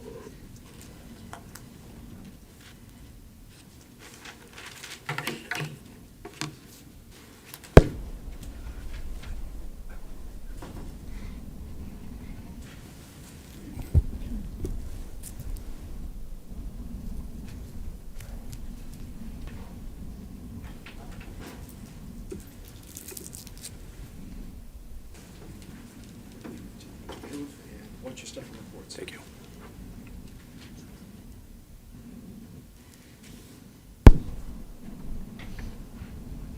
So you can remain standing. The caller's top there. Thank you. Raise your right hand. Do you swear that the testimony that you're going to provide this jury will be the truth and the whole truth under the pains and penalties of perjury? I do. Thank you. You can have a seat. Thank you. Make yourself comfortable. There's some water there. Thank you. When you're ready, if you can just begin by stating and spelling your full name for the record. Yep, my name is Craig Stanzel. First is Craig, last is Stanzel, Stanzel. And I've called you Officer Stanzel, but can you tell these jurors how you're presently employed? Yep, I'm currently a juvenile detective with the Manchester Police Department. So Detective Stanzel, Correct. what's your current duties or role and assignment as a detective with the Juvenile Division of the Manchester Police Department? Currently, I'm a school resource officer at Memorial High School, and when school's not in, I'm a patrol officer. What is a school resource officer? Officer at the school. We oversee school safety, and we try and bridge that gap between police and youth. Okay. And you said you also do patrol when school's out. Correct. What does patrol look like for you? Patrol is typical police duties, whatever calls for service might come in, car accidents, domestic incidents, also proactive police work, car stops, things like that. And how long have you held the position of detective with the Manchester Police Department? I became a detective in September of 22. You said September of 22? Correct. Have you held any other roles during your time at the Manchester Police Department? Yep, I started off as a patrol officer. Were you working patrol back in December of 2021? I was. And let me back up for just a moment. Did you graduate from the New Hampshire Police Academy? I did. What year did you graduate? I believe it was April of 2020. Do you remember what class that was? 181. 181? Correct. Back in December of 2021, what shifts did you typically work for the police department? I was working day shift. What do those hours look like? 7 to 3. 7 to 3:30. 7 a.m. to 3:30 p.m.? Correct. And back then, in December of 21, what would happen at the start of each of your shifts? At the beginning of every shift, we have a roll call with either the sergeant and lieutenant of the day, along with all the patrol officers going on shift. And you said that's at the beginning of your shift? Correct. About how many officers typically participated in those? However many are on duty that day, 15, 20. And you called it a roll call. What's the purpose of a roll call? Multi-purpose. We do a systems check. We make sure all our gear is working properly. We'll go over any high priority incidents that may have happened recently, officer safety issues, and sort of things to be on the lookout for. And when you say be on the lookout for, do you talk about people to be on the lookout for? Sometimes, yes. Is there an acronym that goes along with that, a BOLO, for example? Yes, BOLO. Be on the lookout for, do those apply to adults as well as children? Yes. I want to switch gears. I want to talk about your involvement as an officer with the Manchester Police Department on a case involving a missing child, Harmony Montgomery. Are you familiar with that individual? Yes. That name? Yes. Can you tell these jurors your role, just generally, your role and participation in that investigation? Yes. Back in December of that year, I located the vehicle in which he was occupied. And when you say the vehicle in which he was occupied, who's the he that you're referring to? Adam Montgomery. And let's break that down. When did you begin looking for Adam Montgomery? You specifically. That morning, Be on the Lookout was issued during roll call for a blue, I believe a blue Pontiac with Maine plates that he was associated to. He being? Adam Montgomery. And I want to fast forward just a bit, but did you locate Adam Montgomery that day? I did. Your Honor, may I approach the witness? Yes.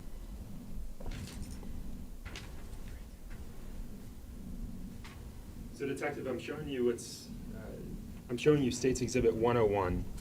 Do you recognize the individual depicted in this image? I do. And who do you know this individual to be? Adam Montgomery.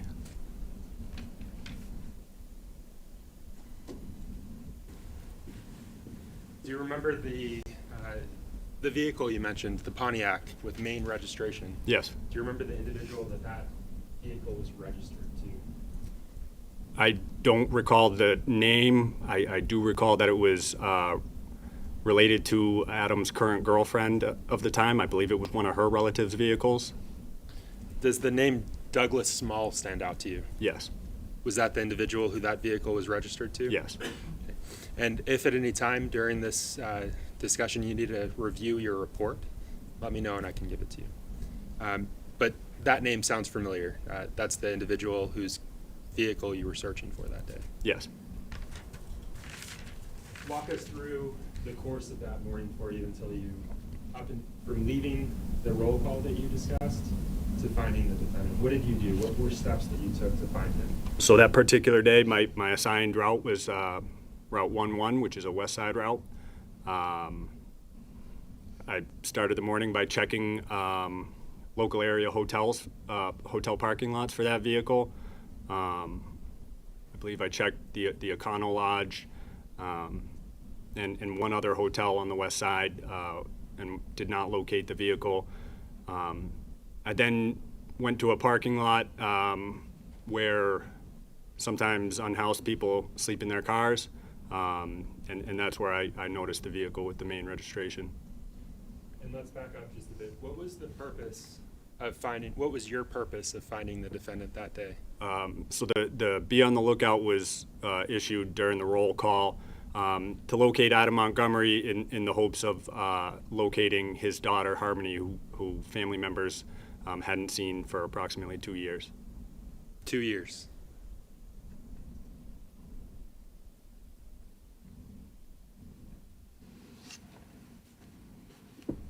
Generally, when you're responding as a patrol person, do you wear any specialized surveillance footage on your person? Yes, we're equipped with body cameras. And is that typical of each of your shifts as a patrol officer? Yes.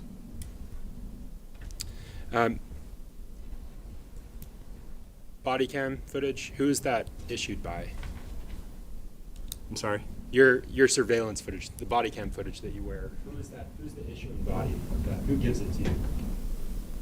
Do you get it from the police department? Do you get it yourself? Or something else? The camera? Yes. The camera is issued by the police department. So your body-worn camera is issued by the police department? Correct. Do you have occasion, in your experience, to review that footage? Yes. And in your prior review of body cam footage that you gather during the course of your time as in patrol, is that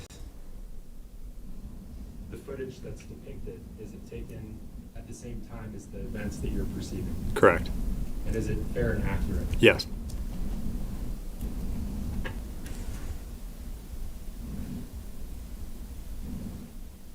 And that recording, does it capture the events as they occur to the best of your knowledge? Yes.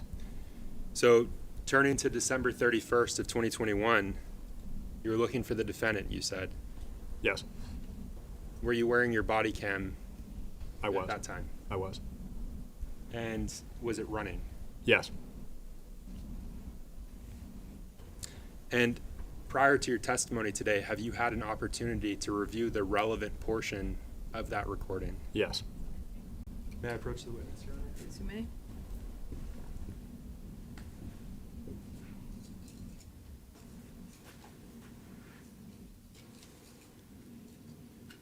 So Detective, I'm handing you what's been marked for identification purposes as State's Exhibit 142. And I'm just going to ask that you look at that.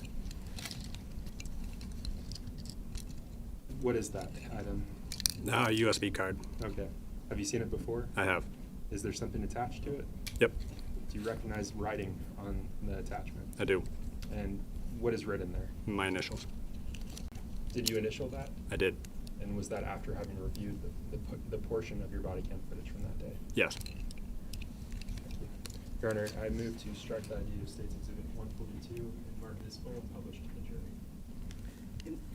It can be, the ID is stricken, it is entered as a full exhibit, and it can be published to the jury.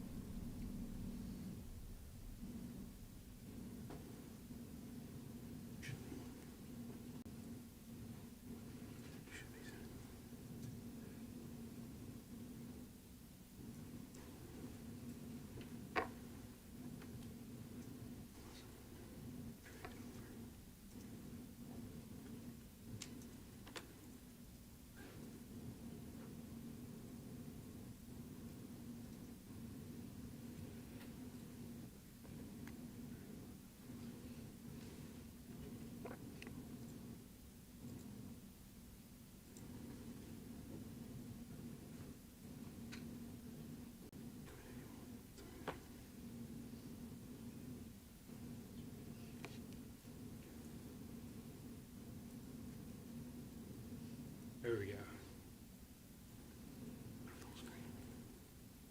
All right. So I'm just going to ask that you turn to the screen behind you. The image that's the still on the screen there, what are we looking at? That would be the blue Pontiac with the main registration that the Bolo was issued for. And you testified earlier that you found the defendant that day. Where did you find him? In a parking lot on Harvell Street, adjacent to some softball fields known as Wolf Park. Wolf Park. I'm just going to start that video up.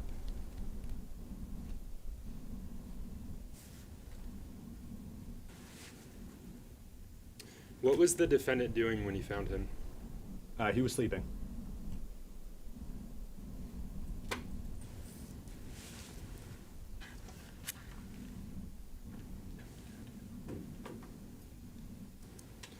And back up for just a second. Were you able to make out an article of clothing that the defendant was wearing?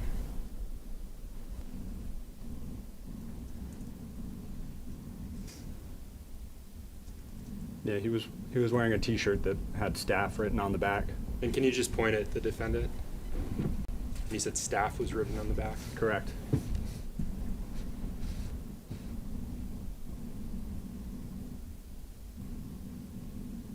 And how about the front of his shirt? Front says Chorus Banquet. The individual that you identified as the defendant in this case, Adam Montgomery, is that the individual who's on the screen there? That's correct.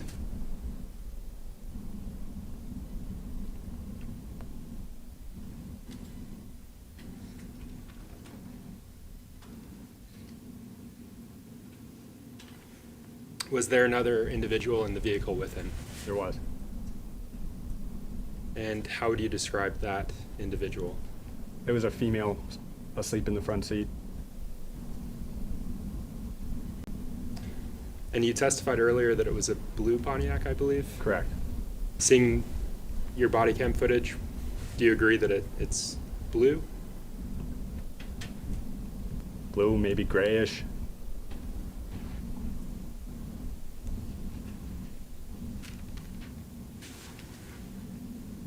Were there any other individuals in the vehicle with the defendant during your interaction? Just the female in the front seat.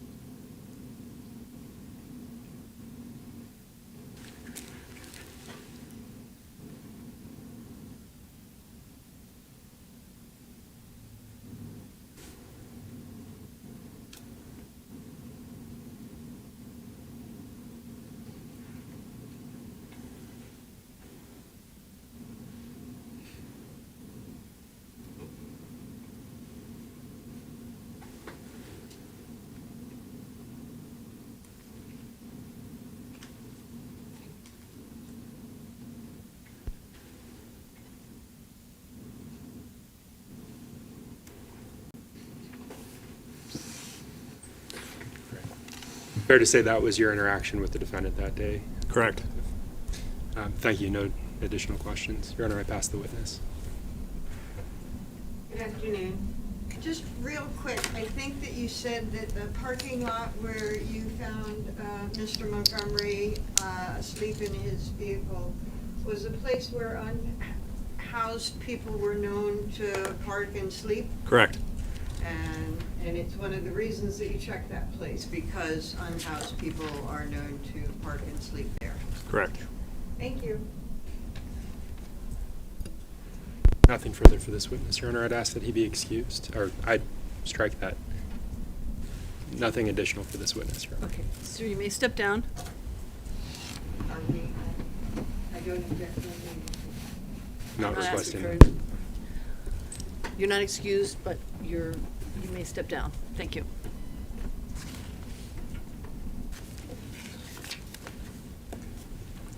We can approach, please, Your Honor. Yes?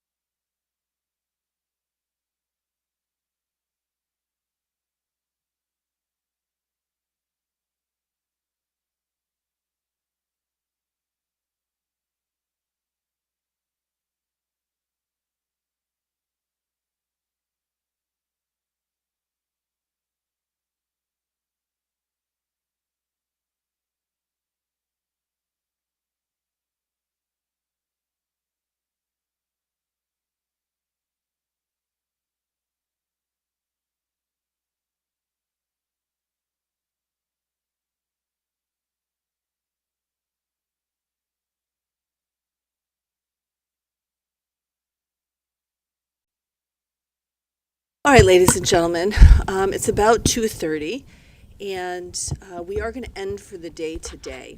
I want to give you a little bit of additional information where I can. I like to try to give you a little bit of a roadmap about where things stand.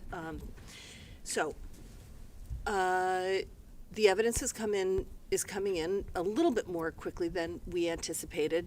People do the best that they can in terms of estimating how much time a trial will take. We expect that the evidence will be in before the end of next week, and maybe even closing arguments and instructions. Originally we'd said 3.5 weeks, which would be well into the following week, and then there's periods for deliberation. And we don't try to estimate deliberations. Deliberations take as long as they take, so you need to plan for that accordingly. But we do anticipate that the evidence will be in before the end of next week. And possibly, as I say, closing arguments, final instructions, and then it would be time to deliberate, and deliberations take as much time as they take. That's the best we can say about that. So I just wanted to let you know that, as I said, I do like to try to give you some roadmap where I can, so that's some additional information for you. I also want to let you know you've been seeing a lot of exhibits. The exhibits do go back into the jury deliberation room unless there's some reason why we don't send something back. But by and large, the documentary evidence, the photographs, video, that does go back into the jury deliberation room. Anything that doesn't go back, if you wanted to see it, I would bring you back into the courtroom to see it. So you'll have access to seeing all of the evidence. And as I say, the documentary evidence, things that have been marked as full exhibits, those will be in the jury deliberation room with you. So I just wanted to let you know that as well, because you're hearing a lot of information, you're seeing a lot of information, so I did want you to know what you would have. We are now going to adjourn for the day. I remind you, and I can't say it strongly enough, you're now going to be gone for the next 3 days, because Monday is a holiday. It's a court holiday as well, so you won't be here Monday, but I will have you come back at 8:45 on Tuesday. Do not do any independent research. Make sure that you are avoiding any media about this case. So don't watch anything about it on television. Don't look at anything on social media. Don't discuss it, again, not with each other or with anybody else. You don't want to hear what they have to say about it, and they can't hear what you have to say about it. So right now we just ask you to, keep an open mind, as I said to you at the beginning of the trial. You'll keep an open mind until all of the evidence is in and you are starting deliberations, okay? So don't do any independent research. Don't drive by any of the locations. Don't look up the law. You will get the law from the court in the court's instructions at the conclusion of the case. And as I said to you earlier, you will also have all of that in writing as well. So for now, you've been an incredibly attentive jury. I'm so grateful for the time and attention you've been putting in. So take a rest this weekend, try to enjoy the out of doors, and don't read the papers or the news. Thank you so much, ladies and gentlemen. We'll see you Tuesday morning, 8:45. All rise for the jurors, please.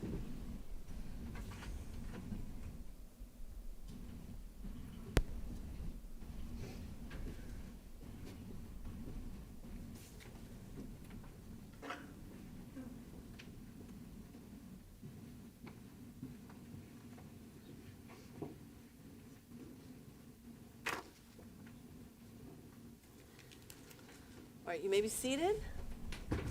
Attorney Agati, I think you said there may be some additional. Did, Your Honor, but I think you already addressed it actually at the very end of the juror statements about whether they might have to come back to view one of the or two of the exhibits. So you already addressed it.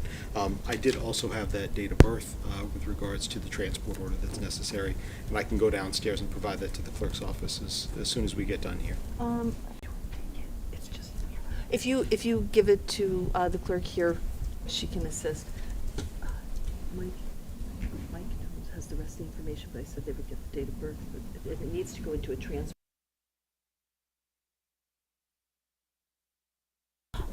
No other transport orders are needed for Tuesday. Okay. Yes. You look like you're ready to say something. I have perhaps two issues, maybe just one. Okay.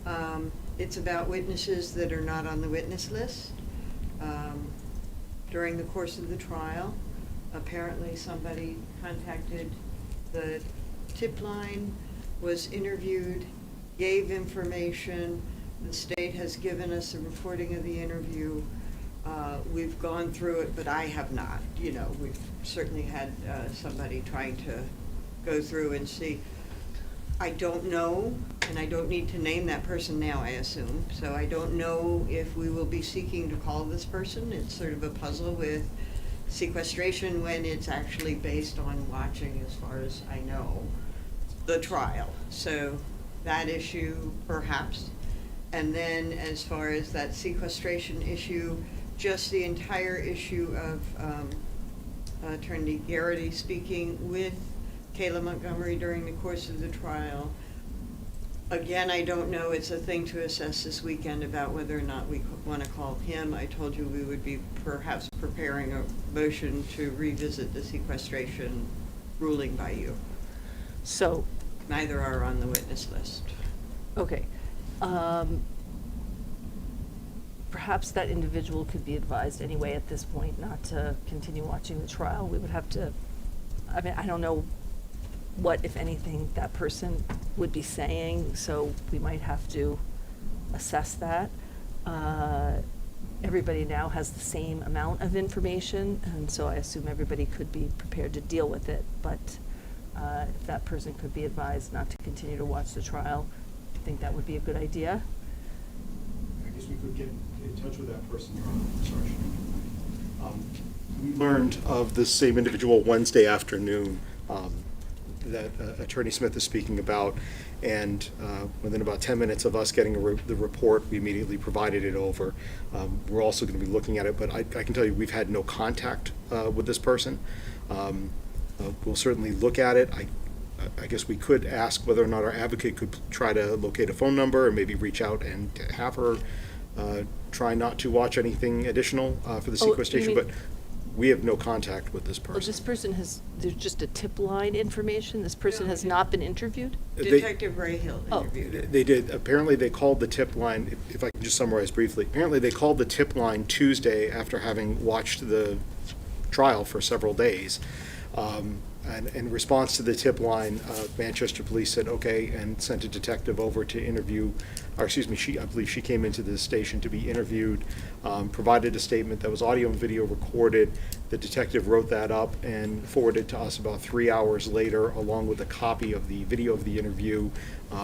That report, again, 10 minutes after we got it, we sent it over to defense. The video, I'm about to say the state has not actually watched the video yet, but I have no reason to believe it's different than the report. But other than that, the state and certainly the Attorney General's office, we've had no contact with this person.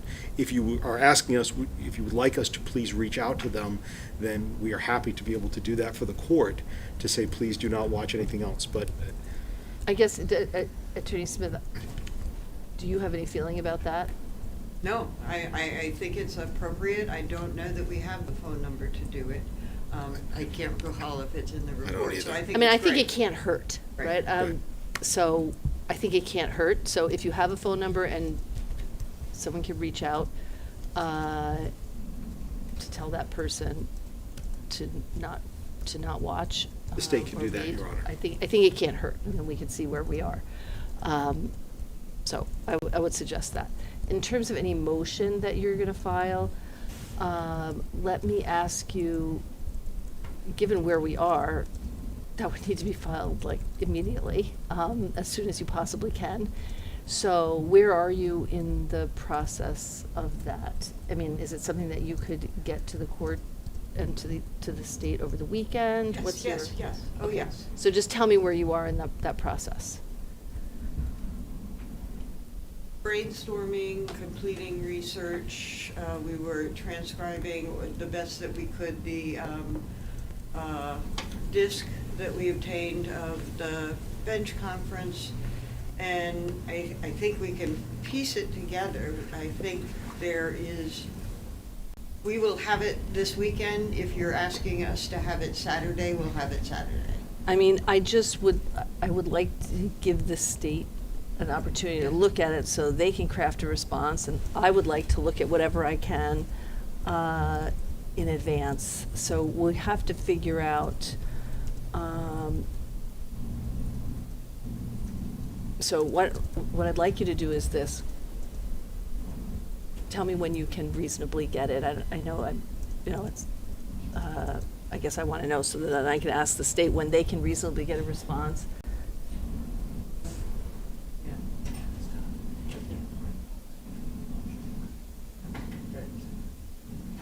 Sunday? Okay, and, Your Honor, I guess we'll try to have a response to you so that it's Monday night. Less than 24 hours might be a little bit difficult, but we could try to have it to you Monday night, or at the worst, at least Tuesday morning, so that when you come into the courthouse, it's there for you to be able to review before needing to take the bench. so can you do this? Email them to each other as soon as they're ready. Yes. Just, and email them to Clerk Scanlon as soon as they're ready.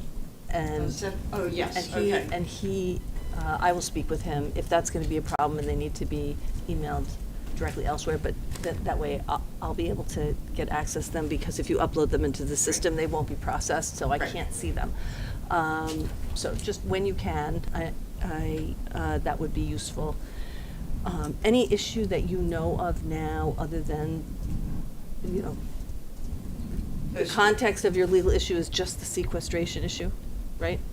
And then the fact that there's two potential witnesses that have not been noticed to the jury. Okay, but I'm talking about the legal issue within that. Well, I think it would be appropriate to say that it's not just a matter of the sequestration and whether or not that was violated, but it also goes to the issue of exculpatory evidence and Brady and Lori. And what an appropriate remedy would be, either in the form of testimony or possibly an instruction, or even both. Okay, just helps me to be able to, because we're not gonna have a lot of time, so we can all be thinking about it even though we haven't seen your pleading, so, okay. So when you can, make sure you get that to the other side, get it to